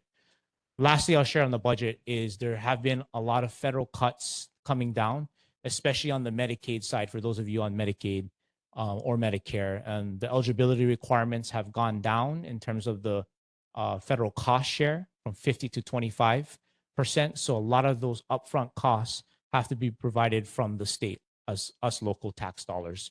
And we don't know because things can change. We're not the federal government where we can print money. We have to work within our means and our budget. With that being said, on a last note, how many of you felt that this New Year's Eve was a little quieter than past? Raise your hand. Okay, that's good. Thank you. And thank you for that feedback. You know, that's in part to the hard effort from my colleagues and I in passing a meaningful legislation last session, several bills to address the issue of illegal fireworks with severe penalties and citations. We did have a briefing from the Department of Law Enforcement that they do need to step up their enforcement, and hopefully that we can prosecute cases as we go forward into 4th of July and the next New Year's Eve. But I'm happy to hear that feedback. So going forward, hopefully we can have a more safer type of environment as we approach the holidays. With that being said, I want to wish each and every one of you a productive and prosperous new year. And if you don't see me, we'll just make sure we have one member from our team. Probably it will be Kayla that will be here to provide. But you can always reach us. Lucky you. Yeah, you can always reach us and email me. Yes. But with that, Chair, that concludes my report. Thank you. Okay, thank you. Board members, any questions? Lawrence? I'm not sure if this is your area, but on the news, they're saying HMSA and HPH are thinking about merging, but they don't give any specific numbers. And the last time HMSA reorganized, they laid off like 200 local people. So if they should merge, when are they going to have solid numbers if they're going to be dropping rates 10%, 20%? And with the merger, do they know what kind of numbers they're going to be laying off? Because I know the CEO of HMSA, I Googled him. He drew in about 3 mil this past year. So I did a simple math. That's like getting paid 8,000 and change every day. So I'm just wondering, because they're top heavy as far as the pay side, you know, what's actually going to happen to all the people below them? Yeah, so that's a good question. I think that's a concern for all of us with that proposed merger from Hawaii Pacific Health and HMSA to, I believe, a new nonprofit to One Health Hawaii. There's still a lot of details that I don't know, that the legislature doesn't know as they go through that process. Anecdotally, I personally know people that have been laid off by HMSA on the HMSA side. So how that shakes out and how that plan goes forward and that process is yet to be determined. So we just don't know a lot of information. What I do know is that in hearing from some of my physician friends that they are doing a series of town hall meetings at HPH's employer. So I think there's one at Polimomi coming up. But if the board wishes to, Board Member Higa, you could work with Chair Wood and have HMSA and HPH come down and do a presentation. Who's going to make the final decision as far as approving or disapproving that merger? So, so again, a lot of those details are unknown. There's a lot of details that we don't know as a public, and I can see where your frustration and concern comes from. What I do know is that on the Hawaii Pacific Health side, they may have to go through the state health planning division for a certificate of need or something to that effect. But how the details play out, I think it would be helpful, you know, if they do either come before the board or, you know, participate in some of these committee meetings so that the public is aware. But I think the one concern that we should also be cognizant of is the potential for higher insurance costs, right? As that if you're bringing two markets into one, we all know what that can do with price. Is there something that you can ask like them to hold town halls or something like that to, like, I don't know, educate the Yeah. community? about this merger? So we could, yeah, whatever you want to call it. yeah. So we can certainly do that. We can certainly make that request either to Hawaii Pacific Health or HMSA. Yeah. And then work with you, Okay. if that's appropriate. Yeah. Okay. Thank you. All right. Thank you. Okay. Any other questions? Hey, community members. Okay. Thank you, Senator. Have a good evening. Have a good evening. All right. Representative Ichiyama's office.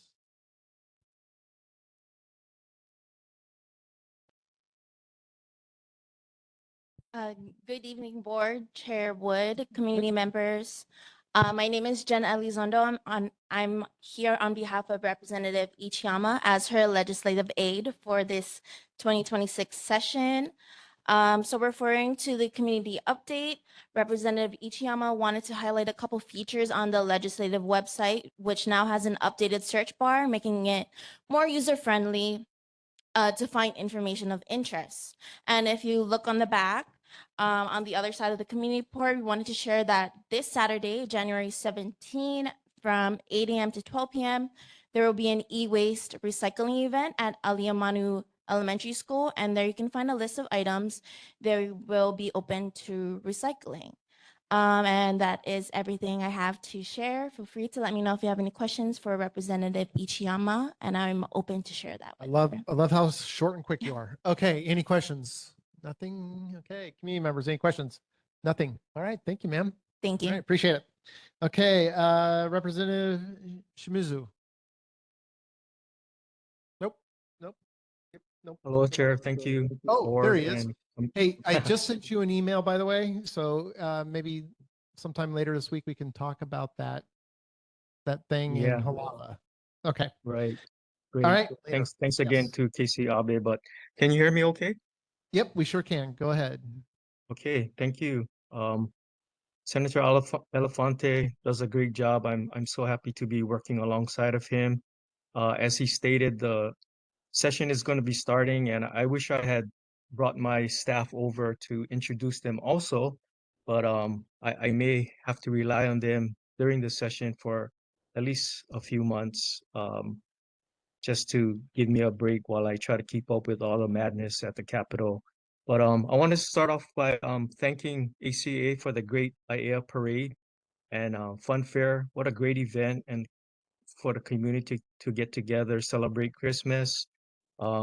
Second item, ʻAiea library signs are in need of replacement. I spoke with somebody requesting that, and they should be starting that work tomorrow. As Casey Abe from DOT reported on the Halava exit concern, I will be communicating with Chair Wood on that.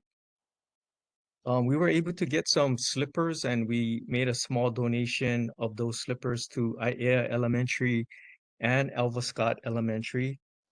I did have a constituent concern.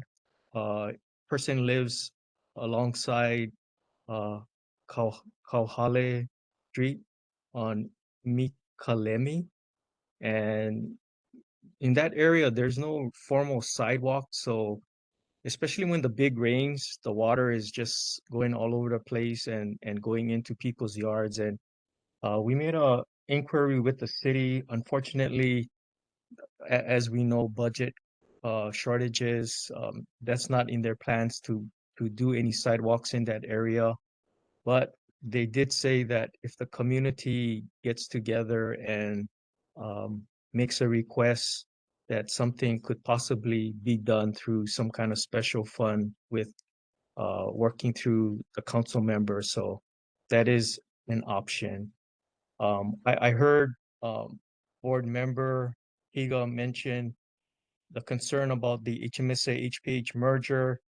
I actually will be attending an info briefing this week on that. So I will try and get more information and maybe ask some of the questions that he asked and report back to Chair Wood.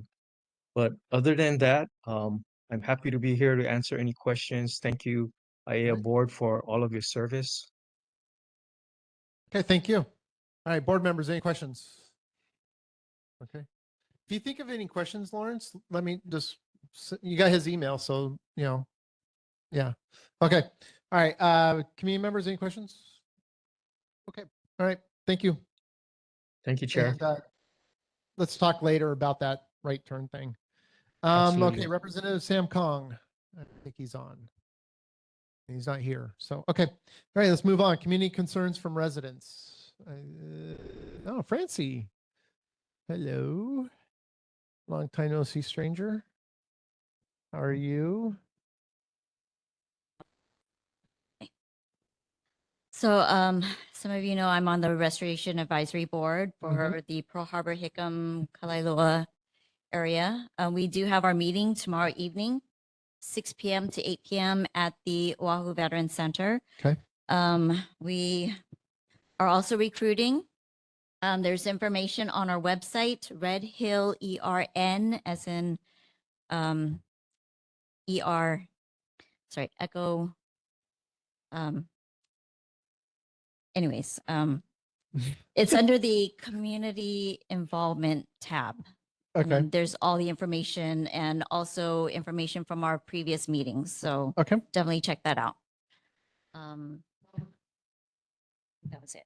Okay. Thank you, Francie. Appreciate that. Good to see you, by the way. Okay. Moving, any other community concerns? Okay. Go ahead. Just go right up to the mic over here. Yeah.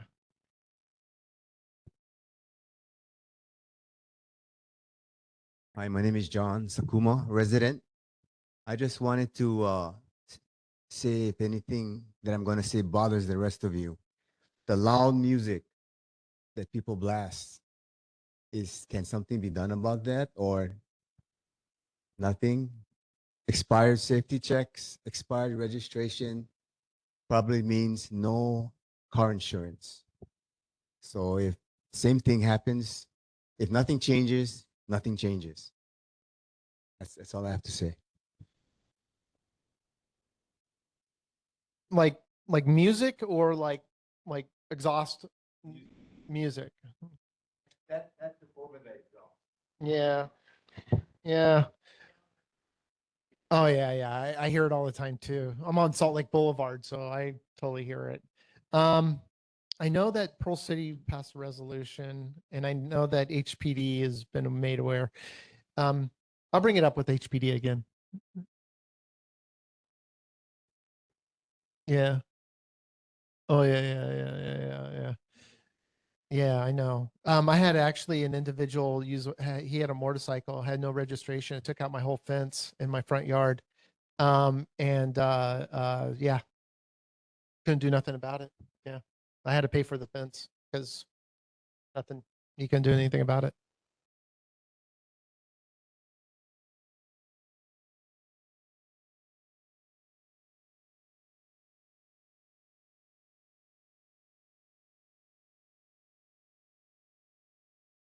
Down for notes. I'll talk to HPD about it. But I know that they're talking about using like loud music detectors or something like that. They were talking something about it. I don't know. I'll talk to HPD about it though. Okay. What area? I know, no, but your area, where are you coming from? ʻAiea Heights? Okay. All right. Okay. Thank you.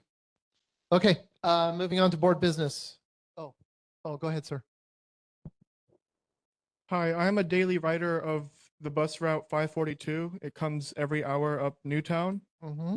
And I was actually wondering if maybe we could get it to every 30 minutes like we have here at 551.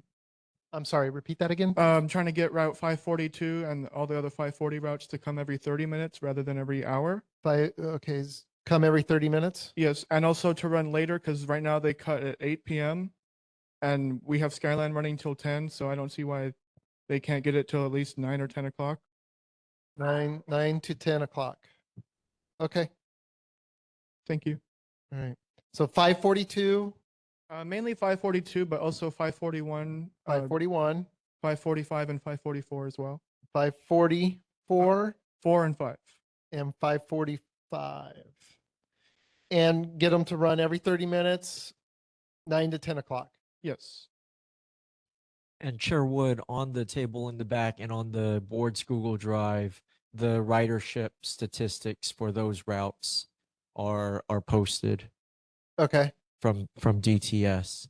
So also bus comments and feedback can be sent to the bus. Their customer service is on thebus.org, as well as there is a new HNL 311 app and website. Go to hnl311.com Mhm. or search up HNL 311 on the App Store for Apple devices as well as Android on the Google Play Store. And Are you familiar with that app? Yeah, I have it. Okay. Okay. It's a And- good app. I use it all the time. and that myself. app can be used to report abandoned vehicles, Loud music. vehicles- not necessarily moving vehicles. Moving vehicles I should be reported loud music on it, by the way. Oh yes, loud music coming from residential homes. Yes. Absolutely. Or parked cars, actually. Or parked cars with expired tags. You can report that Yep. on the HNL 311 app or website. Yeah. Okay. Okay. Okay. Thank you for that. I will, who does the bus routes, by the way? And we will share your feedback with the bus. So thank you very much Yes. for sharing that with us. Yeah. I will get that over to the city's Department of Transportation Services. Yep. Thank you. Yes. I'd like to add on top of that, emphasizing the significance of increasing those routes that go like into Newtown. Yeah.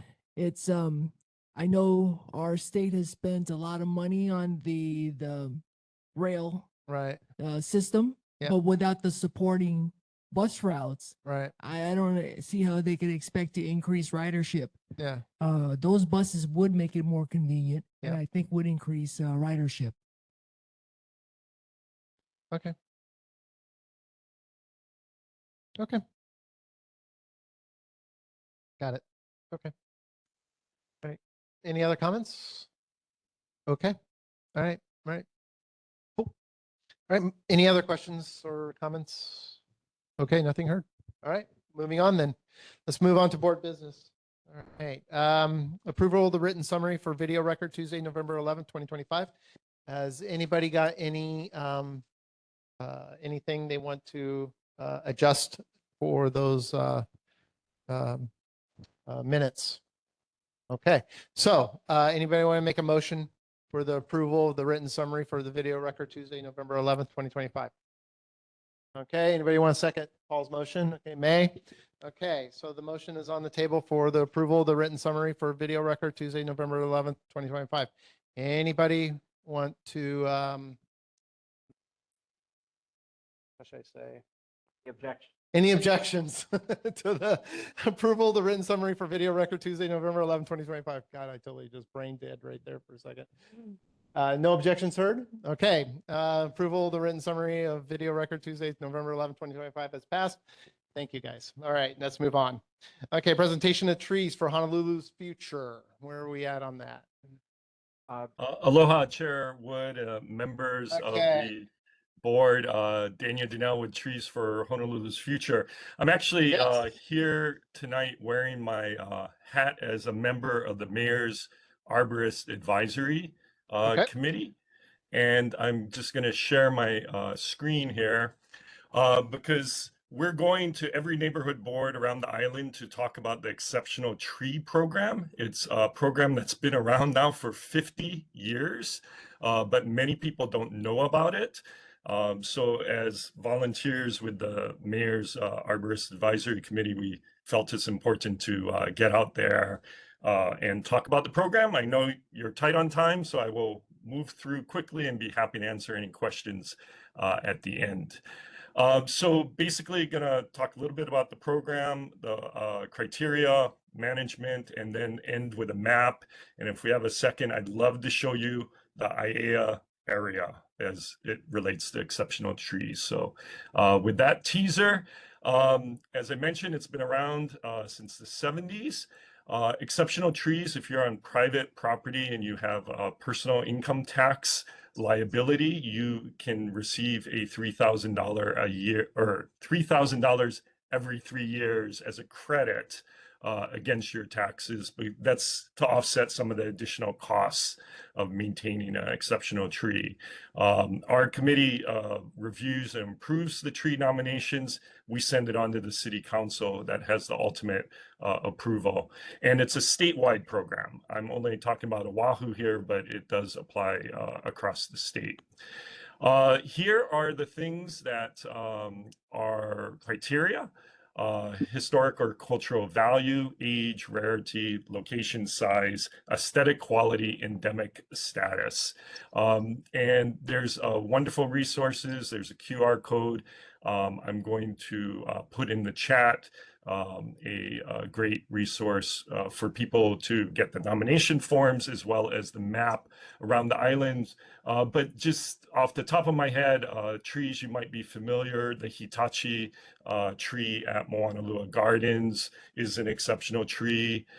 In Waikiki, the banyan at the Moana Surf Rider is an exceptional tree. University of Hawaii has numerous ones around the campus. So they are all around.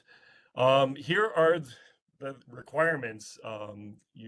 Once it's designated an exceptional tree by the city council on our recommendation, pruning has to be done by a qualified arborist. The City Division of Urban Forestry reviews those applications. And this is a real key thing. The protection of the tree goes with the land. So if you're a private landowner and you apply for this program, your tree is accepted into the program, and then later you sell your property. It's still an exceptional tree. The next owner of that property has that, if you will, that encumbrance. So it's a way of protecting the tree. And the only reason you'd be allowed to remove the tree is if there's a risk for public safety. And here's the exceptional tree map of Oahu. Big concentration in the Wahiawa area, and then downtown and kind of East Honolulu, not too many out in Hoikai, and then the windward side. And with that, I will happily take any questions, but I did want to promise to show you that really neat map. So I will go live here. This is why. And this is available online publicly. And it is the exceptional trees for the state. And you can put in an address, and I'll just do ʻAiea. And we will zoom into ʻAiea.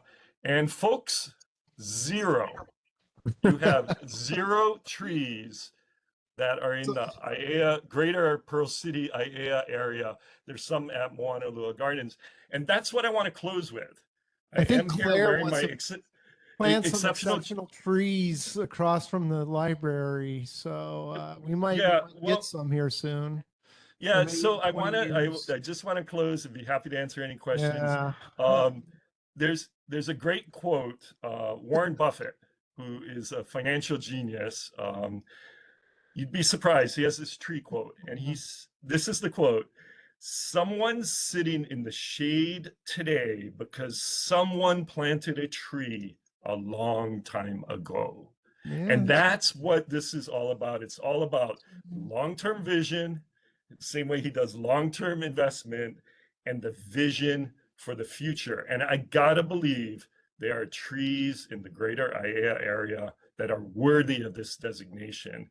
And I would love to get some nominations from the community here, and love to see that long-term vision and investment into the future. So with that, happy to answer any questions. And thank you, Chair Wood, for putting us on the agenda as we go island-wide with this. All right. Well, I had a milkwood tree break in my front yard over the New Year's weekend, and it ruined my back as I chainsawed it because it was breaking my fence. So I would consider that as an exceptional tree right now. Yeah. Okay. With that said, thank you for the report. I really appreciate it. I had no idea there was actually this program out there for these kind of trees. Questions? Anybody? Nothing? Nothing? Community members? Questions? Okay. Claire, you get a lot of time next. So let's And- hold those questions for then. All right. Thank you for your report. Really appreciate it. And hopefully we can get some exceptional trees here in ʻAiea. Hopefully somebody will report some trees here and And we'll have and, we'll and be ju- marked on just that map. just again in closing, I did drop in the chat a link and ask the neighborhood board assistant make sure it's in the minutes, and that way residents who either are there present or read the minutes later, they'll know how to apply. So and find out more about the program. So thank you again. All right. Thank you. Thank you so much. Okay. Let's move on. Discussion on the proposed park across from ʻAiea Public Library and vote on the resolution in support of the Ohana Park. Claire.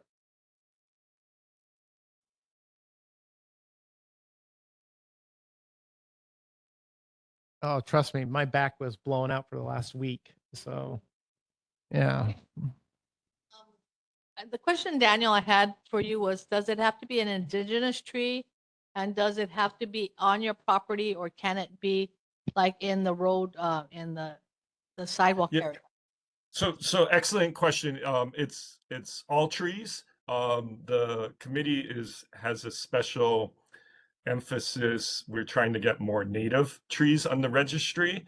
There are a lot of introduced species, but all trees are eligible as long as they meet one of those 8 criteria. And it doesn't have to be your tree. It can be on public property, but here's the key. The landowner must sign the application. So just because you think it's a great tree and it's sitting on, say, federal property, you can't nominate it unless the appropriate federal agency signs it, signs the application. So the landowner has to apply. Oh, no, the reason I asked is, Russell, I don't know how you feel about your shower tree, but those shower trees used to line ʻAiea Heights, and it was planted a long time ago by somebody from the ʻAiea Neighborhood Board. The yellow shower trees that line ʻAiea Heights, and I don't know. That's what I said. I asked. But you're right out. You're the closest property owner. Okay. No, it's not the closest, it's whoever's property that tree is on. So in that case, it sounds like it might be city trees. And the city, we just approved I don't know, a half dozen city owned trees for exceptional status. So it's possible to get the government agencies to sign off on them for sure. Okay. Okay. Let's move on to your project Yes. now. So my project, you have to look at the side that doesn't have the walkways. I knew I should have. The walkways are not coming in anytime soon. Let's be honest about it. Those kids will be got on and hopefully in college, kind of time by the time they start. And this, part of it is, I think when I did go and see the football players, they would like some shade. Now, granted, they would like some area to play, but that recent incident we had at the park, I mean, just last week, where people were saying they're using, I think we have to be careful not to use the excuse that they will have no place else to play. Okay. They have a park, because one of the comments that were made to the resident manager was, well, a lot of these kids come from housing and they have no place else to play. I think they're using that as a tool, as a sympathy vote, because there's Makalapa Park that they can go and play. Problem with Makalapa Park is there's not enough parking, kind of thing. So, I mean, if you look at the map, there are areas that they can play at. They will never be able to get a permit. No one will be able to get a permit for that property across the street until we get some amenities like a bathroom put in. That is not a permitted park because there is no bathroom facility. The city has a policy that they will not permit anything unless it has a bathroom facility. If we do not increase the visibility to that vacant land, and we say, well, it's not used very much. Well, who would want to walk around that empty hot lot, kind of thing? I've seen over the other weekend there were some kids playing on the other side. And there would, I mean, like I said, when that park first became a park, we used to run a lot of baseball practice there. But it's become so run down by lack of water. It's been ignored. And so this is an effort to beautify that space. And I think, you know, you'll find that as our community ages, if it has not aged already, there will be many people that will use that to as a passive park to walk, to get some exercise. Right now, all they're doing is they go down to Pro Ridge Shopping Center. Nothing against Daniel and his Pro Ridge Shopping Center, or David, but it's David. Oh. David Pro Ridge Center. Oh, yeah, David. Okay.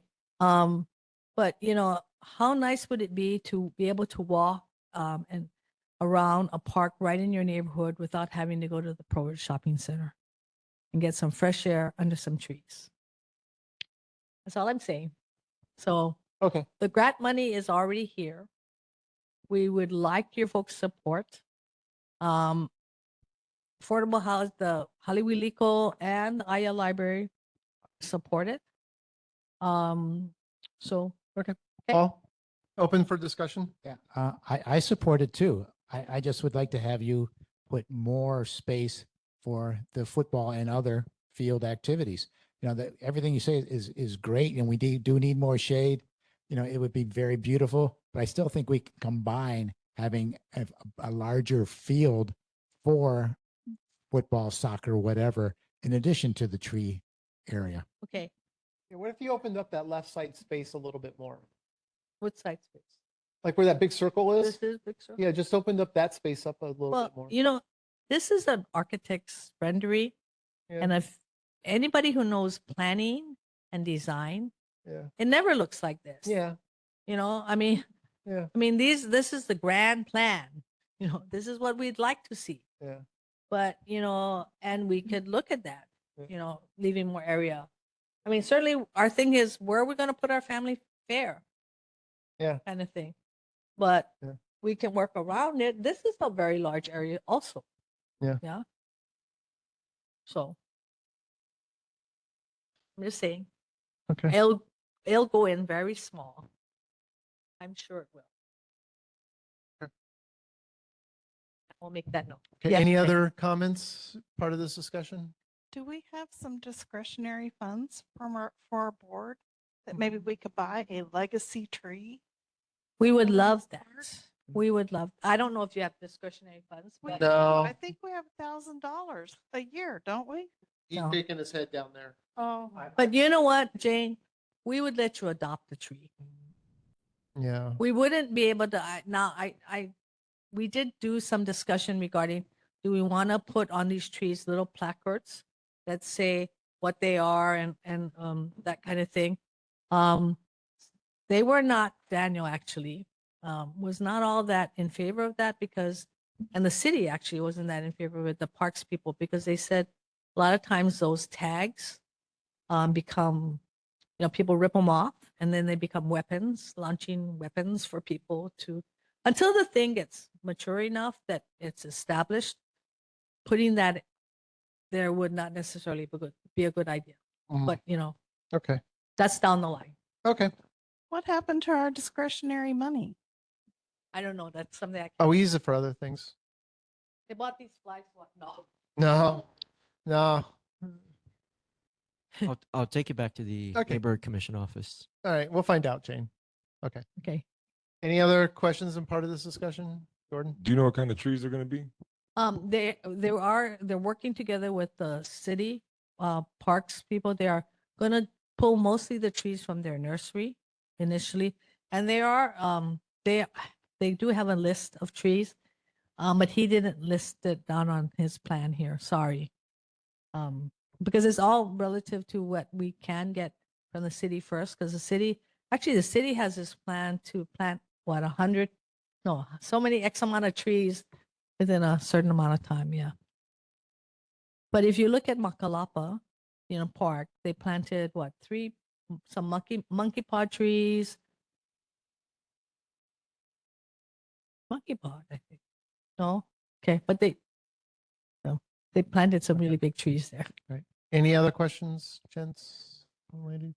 Hold on just for a second. Any other? Okay. All right, community members? I just want people to know that the football field, trees, there's going to be a big responsibility later on about policing the place. You're going to have people coming in, parking is bad. I've seen it already. You can't go up the street when there's too many cars parked illegally. The homeless is going to be something. You put water there, they're going to be there. I'm in favor of it, but I just want people to know that you need the policing of the place. Who's going to take care of it?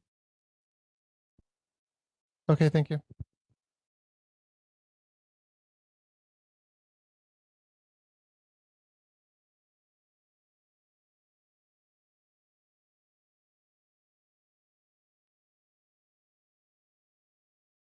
Just a motion to support. Yeah.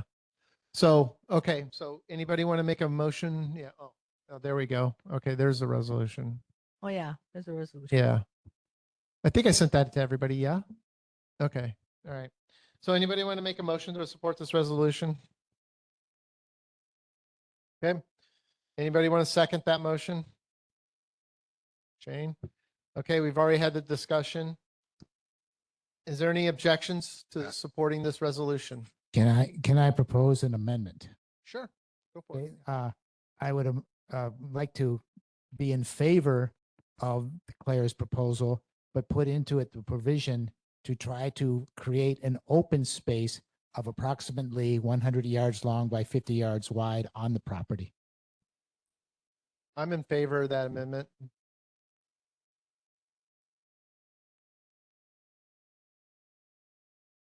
Have you ever seen them practice football? They don't run a game.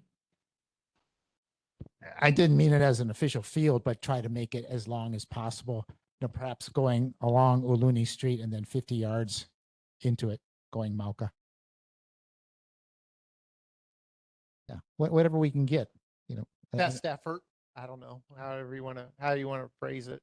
an open area paralleling Ulune Street and going 50 yards Mauka from There there. we go. I'm good with that. Sherwood, as long as members Suji and Anderson are agreeable to changing their motion. Are you guys good with that? They're agreeable. If member Glenn could state the exact language of his amendment. Okay, the language would be that we would allow in this proposed park an open area paralleling Ulune Street and going 50 yards from Ulune Street, Mauka.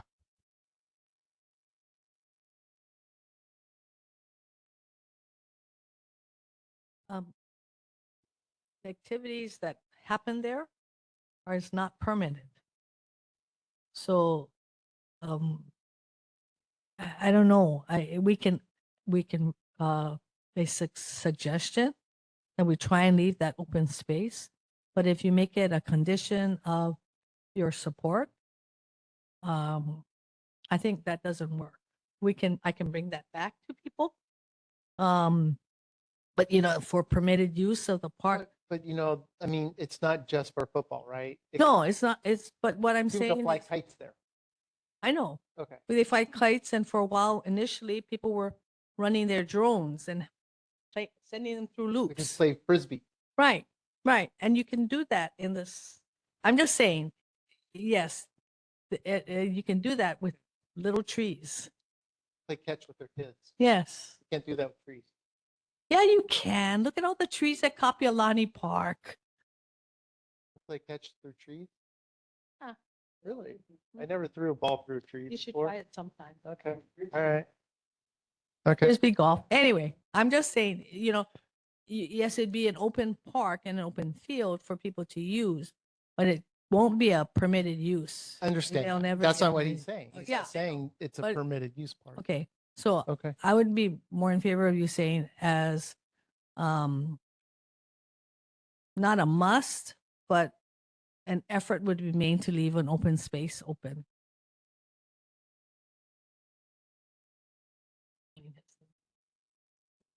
Considered.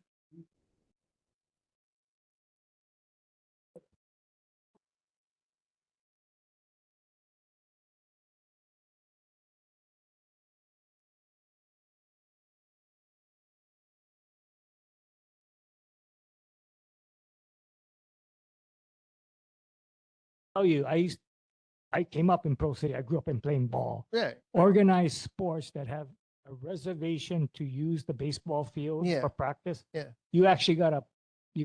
you have to have insurance. Right. You gotta Right. Exactly. indemnify. Yeah. Yeah.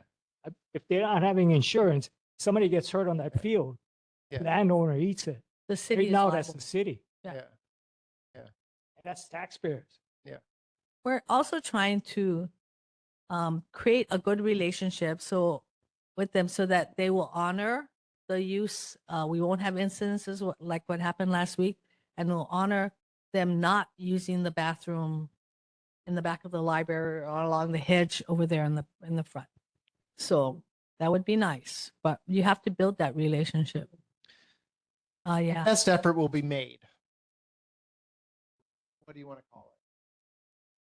Oh, for the resolution. Best effort will be considered. I wrote it down.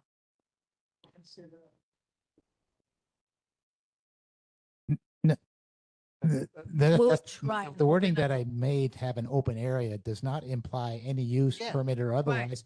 As Chair Wood said, it allows you to fly kite, Yeah. Right. do other things. So, and there's liability for all the other playground equipment that's there too. So it's not a matter of liability. Right. People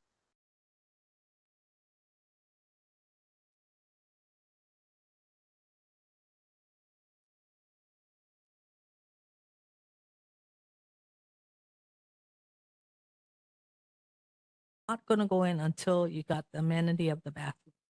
Okay. So, but until we create a space there that the people respect enough to want to put an amenity there, we're not going to get that bathroom there. You're not going to get the city to put a bathroom and an empty field that people only use part-time.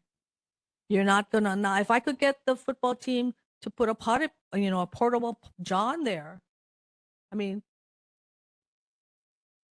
they're the ones that use it.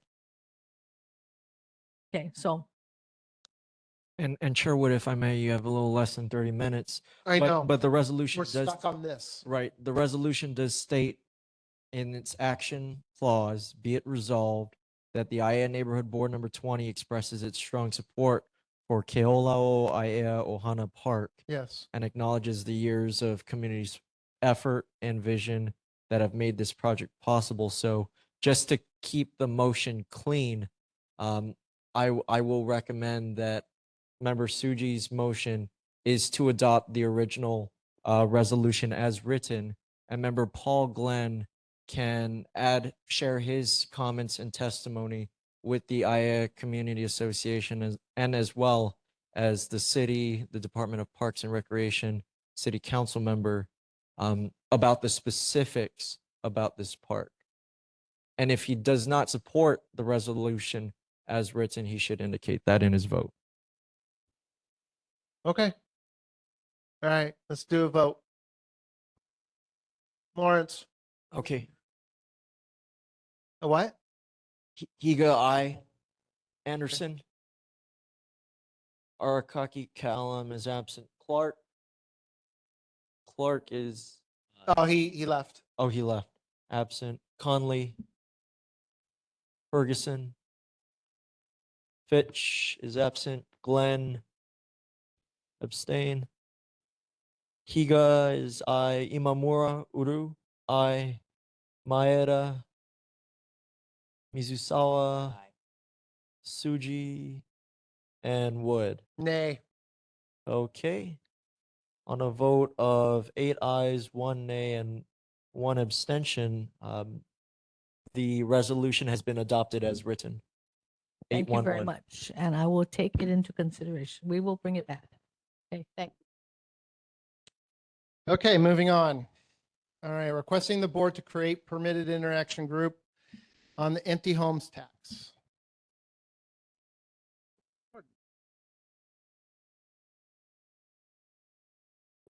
Oh, this is the thing. Oh, the microphone. You wanted to do a pig for the empty homes tax. Yeah, do a vote on that resolution.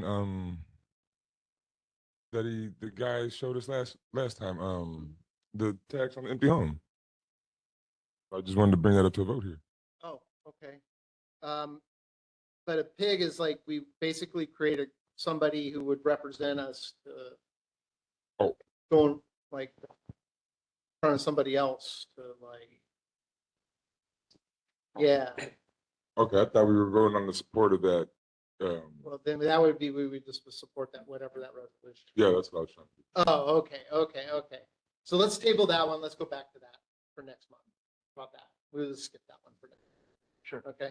Yeah, it's totally something different. Okay. We'll do that one. Okay. Move on. Presentation on feral pig management.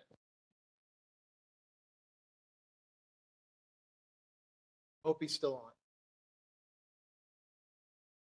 I don't see a Z Choi. I don't see a Z Choi online. I don't see a or Kainoa either.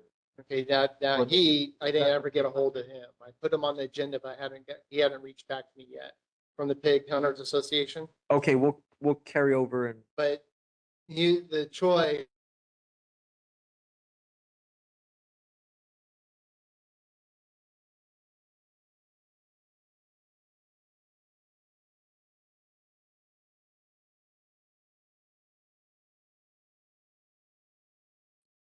What's that? Because I understand that there's been a permit issued to these folks, and I thought this was the discussion on it. No, so the presentation was, he's from the University of Hawaii, and they're about doing trappings of. Oh, this is not about the pig hunters that's gonna go on Newtown Rural Summit area? That was the association that the Newtown folks wanted to have present. But this guy was somebody else I had been talking to for like, he's been trying to get on our schedule for like a couple months. And it just so happened to be coincidental. Yeah. So he was supposed to show up tonight. So clearly he didn't. Okay, moving on. Presentation of restricted use pesticides program. Good evening. Thank you, Chair, members of the board, and members of the community. Thank you for sticking it out this long to listen to me talk. Out this long. No, this is very enlightening. This is actually my first neighborhood board, and it's actually, I'm thinking about maybe joining my own. But let me just go right into it. I am Esther Reichert. I am the manager for Pesticides Branch. Our branch is in the Plant Industry Division of the Hawaii Department of Agriculture and Biosecurity. Next slide. So real quick, I always have to do a disclaimer. Any products that are mentioned throughout this presentation is not a support of or advertisement for the product itself. It's just for informational purposes. Next slide. All right, so I'm going to try and make it succinct and to the point. What we're going to try and cover today is an overview of our branch, an understanding of what pesticides are, the annual reporting that's required, what we do with those annual reporting, which is the public reports, and also the buffer zones that are required. Next slide. So real quick, our branch is the regulatory agency regarding matters of pesticides. So that includes the sale, distribution, transportation, and use of it, along with the certification of applicators. So we have a couple of different sections within our branch. Of course, there's administration, right? There's also the registration section. So they review and approve all the pesticide products that come into our state. We have the education and certification section, which is pretty self-explanatory, right? They go out and educate the applicators, or any users of pesticides, and also the distributors as well, right? And the general public, including you guys. And they also administer the certification program for our state. We have the enforcement section. They are the inspectors that will go out and investigate and collect the facts of a situation, if a situation occurs, or, you know, general routine inspections of that kind. And then we have case prep, which will review the documents and information collected by enforcement section to determine if a violation has occurred, right? Because at the end of the day, we are a regulatory agency that needs to enforce the proper use of pesticides and sale. Next slide. So real quick, what are pesticides? So they are any substance or mixture of substances intended for preventing, destroying, repelling, or mitigating any pest. Some other non-common products that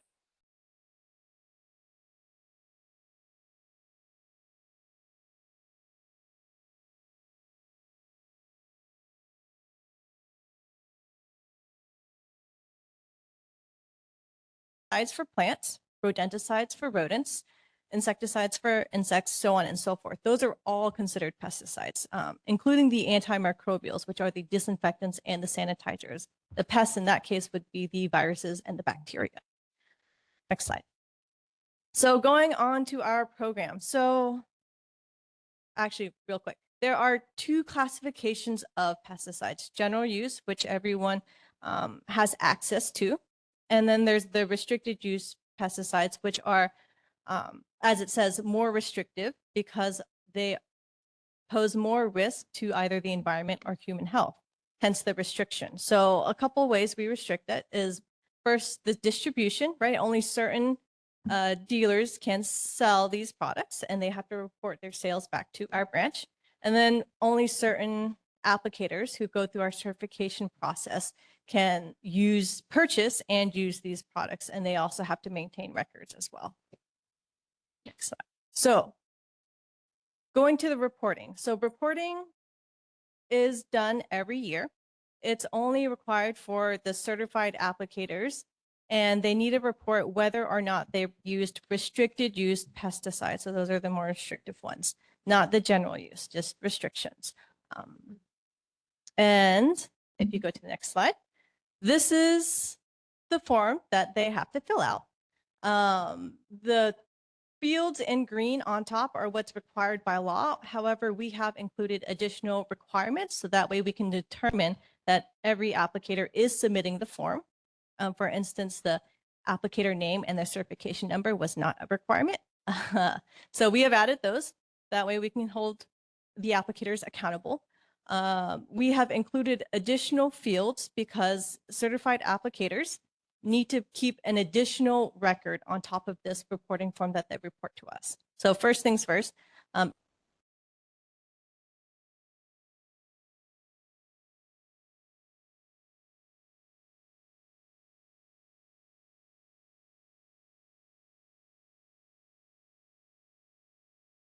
report to us every year.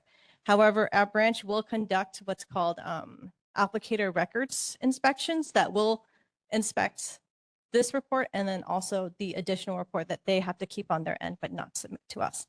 And then there's an additional record keeping requirement for those who use products for agricultural use. So there may be up to 3 records that applicators will have to keep, but only one gets submitted to us. Next slide. Okay, so we get that report from each applicator that they need to submit to us. What do we do with it? We create a public report for each restricted use pesticide that is used. We dictate what product was used. That's the active ingredient, the state or federal registration or permit numbers, of course, the product name, and then the amount of area for each county. Next slide. So if you just click next, it's a video that shows you how to obtain those records. So if you click next,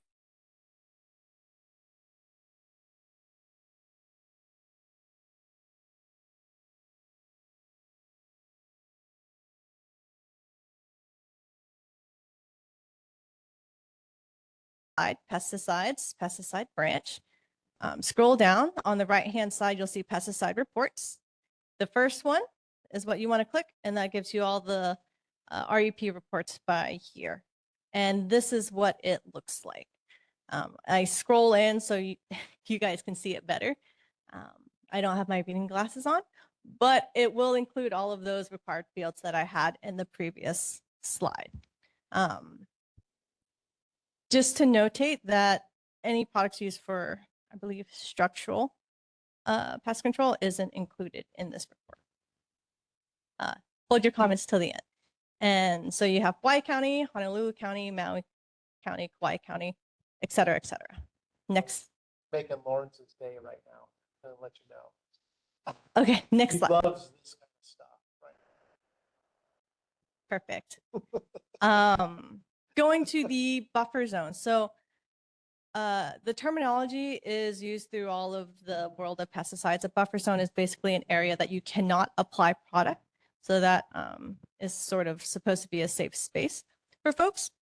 In the law that was passed, the buffer zones are 100 feet of any school, and it only applies to restricted use pesticides, not including whole structural fumigation, which is basically your entire structures being tented or gassed for control purposes. Of course, the law designates what's a school, the normal school hours, so on and so forth. Certain pesticide labels may have their own buffer zone restriction. If that is more strict than the 100 foot of a school zone, then the label will supersede this buffer zone. Next slide. Okay, so this is also a video. So back to our lovely website, dab.hawaii.gov. Hopefully it'll play. There we go. And we scroll down. You want to go right back to pesticides, pesticides branch. Instead of reports, you're going to go to the bottom one, which is the buffer zone schools or buffer zone areas.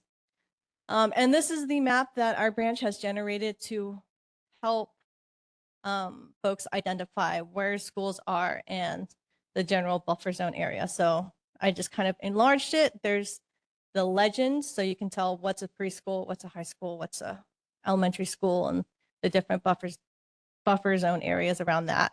If you can click in an address. So in this case, I should have put in someone from ʻAiea, but I just put in our office at the time.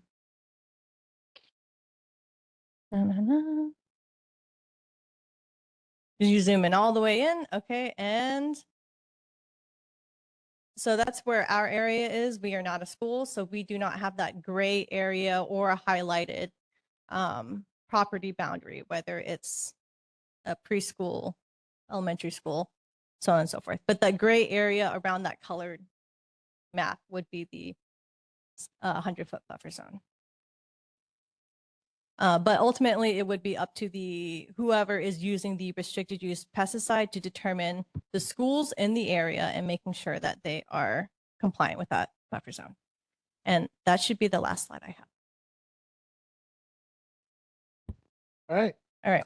Board members, any questions? Russell, hold on, May. Russell? Is there any identification of the properties that have been authorized to use restricted use pesticides? So what if one property is using it, the neighbor may be able to see that and be aware of it? no, so unfortunately, so the reports that we obtain, right, is basically normally after the application has occurred. So we don't get any prior notification of treatments that occur unless it's with our own internal Department of Agriculture and Biosecurity. So any incidences of pesticide treatments that we obtain are normally either after the fact or if someone volunteers to notify that information. No, so the public report is only required by the county at the county level, right? We have to remember that we need to balance both private information, right, and public information, because some of those applicators might be applying products that are what we call trade secrets, right? That might give them a competitive edge over their others. So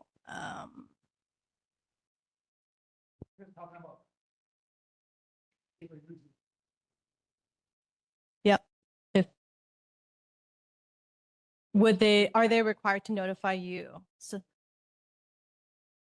no. So that map is only for determining where the schools are and the buffer zone areas. Okay. May? Yes, I've been dying to speak all night. Anyway, I like gardening and plants, and I want to ask you a question. Would you consider the rhinoceros thing a pesticide, or is there something we got to find to kill those things? How would you classify a rhinoceros? What's that thing with the venom? Yeah. What would kill them? I mean, isn't this the pesticide is something to destroy it or kill the animal so it doesn't do any more damage? So where does the rhinoceros thing? That's more severe, yeah. They have to go up on the trees and shoot poison or something. Oh, drill a hole, yeah. Is that what you call pesticide, or is it too severe? Or is it minor things like So you you tell me? you may use pesticides to You may kill use, yeah. CRB. It's like one of the many tools that are out there. Since Yeah. our branch is the regulatory agency, we cannot make recommendations on what you can use or do. Yeah.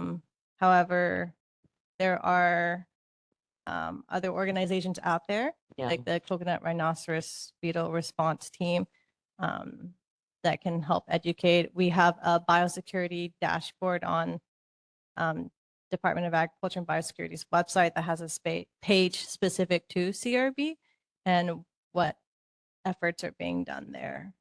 Okay, another question. The pest, like, I'm really concerned about the rhinoceros thing because I've seen so many beautiful palm trees, like at the graveyard, they're just dying. They cut them off and they're gone, they won't ever come up again. So that's what, and the industry where Hawaiian hats and a lot of lauhala things are made, well, with those leaves. Second, I have been raising papayas, and they have this thing called papaya bungee. What it does, it dwarfs the leaves. They never come up tall and, be normal. They're all stunted. That's what I call. Is that can I use a pesticide to get rid of this? I mean, to prevent, because everybody loves bananas and you just buy a stump and plant it, but it's not that easy because the first crop was okay. The second one, the bungee got in. And so I had to dig the whole thing up. And it's expensive because you buy a tree and Home Depot, any tree you buy is $49. So I got 1.5 crops. And then, so would you say something for, that's why I call the Department of I want to save my banana trees because, you can probably get a second crop, but it was only one crop and boom, I had to dig it out because banana bungee, it wouldn't give, nice healthy leaves, they're all squashed down here and that's how they grow. They're like dwarfed it, they're not going to go. Is that a pesticide could do something, or is it the pesticide that's killing it, or is the pesticide something I can use to kill the banana bungee insect? So we The it kind of definition. my answer will be similar to your CRB question. We don't recommend any products to Yeah. use for certain pests or certain things. However, if you have a product you have already picked out, whether by anyone else's recommendation or your research or whatnot, we can help ensure that you're using the product properly and making sure that the product you are using is adequate or legal for what you are trying to use. But they say there's no cure. You just dig the plant up, cut it up in pieces, and throw it in your rubbish can. And you want more than one crop. But I've had the second time with this problem, so I stopped raising bananas. Okay, pass it on. Okay, thank you. Quickly, we're running out of time. Yeah, are you detecting pesticides in our potable drinking water? So the Safe Drinking Water branch of Department of Health, they will screen for certain chemicals. There are pesticide active ingredients that they scan or screen for in addition to other chemicals. So they would be the agency to ask for that question. So your department wouldn't know if pesticides they put on sugarcane or pineapple affected our aquifer then? So they have a really good monitoring website for when they monitor the wells that have the detections of what chemicals have occurred and the percentages. So So your department, you don't know if you're helping monitor or helping reduce it, or if it's getting worse, or So I admit that I need to follow up on that. However, our branch does conduct an initial groundwater review for new active ingredients that come into the state. So if a product is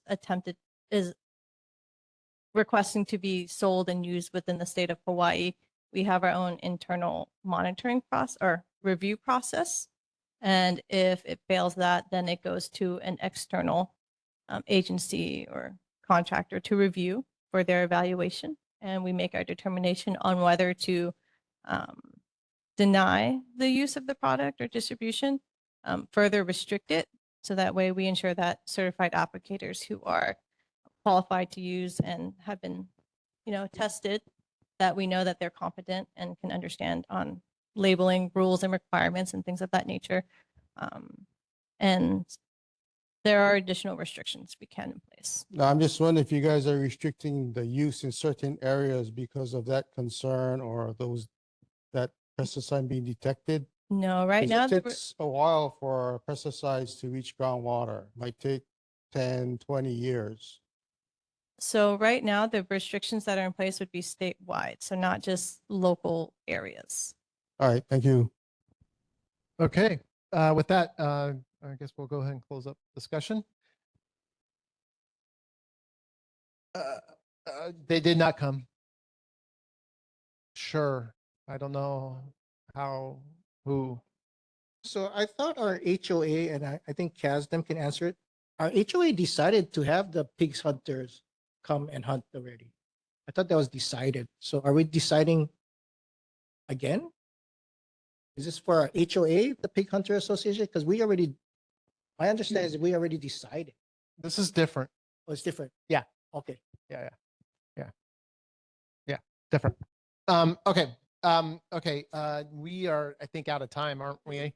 You have a few minutes to go over the committees that want members assigned to them. So you have the executive committee, community relations and publicity, planning and zoning, governmental affairs and military, utilities and public works, public safety, the housing, homelessness and parks committee that had a meeting this past Saturday. Yeah.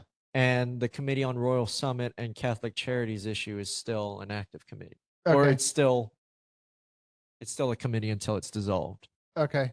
All right. All right.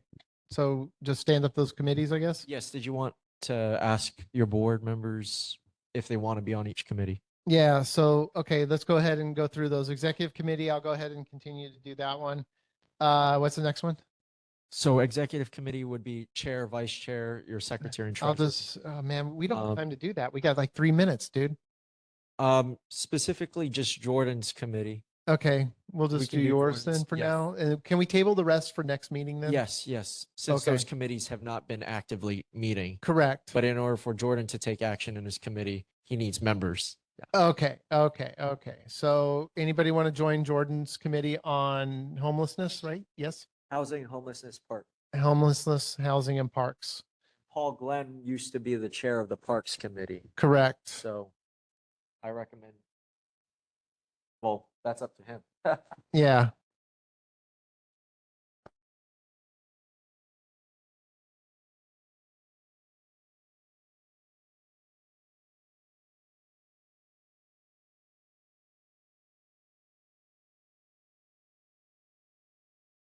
Okay. Okay, good. You got Jordan, Paul, and Lawrence. All right, Curtis, you happy now? You're good. Yes. Okay, I good. hope Jordan's happy too. Okay. All right. All right. Just make it. Hey, and by the way, I'm sorry I didn't attend the other day. I blew out my back. I mean, I was like prone. So I'm really sorry. So, okay. All right. With that, let's go ahead and we'll table that one for next meeting. The rest of the committees. With that, the meetings, we'll do the announcements. Next board meeting will be Tuesday, February 10th at 7 p.m. here at the library. And with that, meeting's adjourned. Okay, done.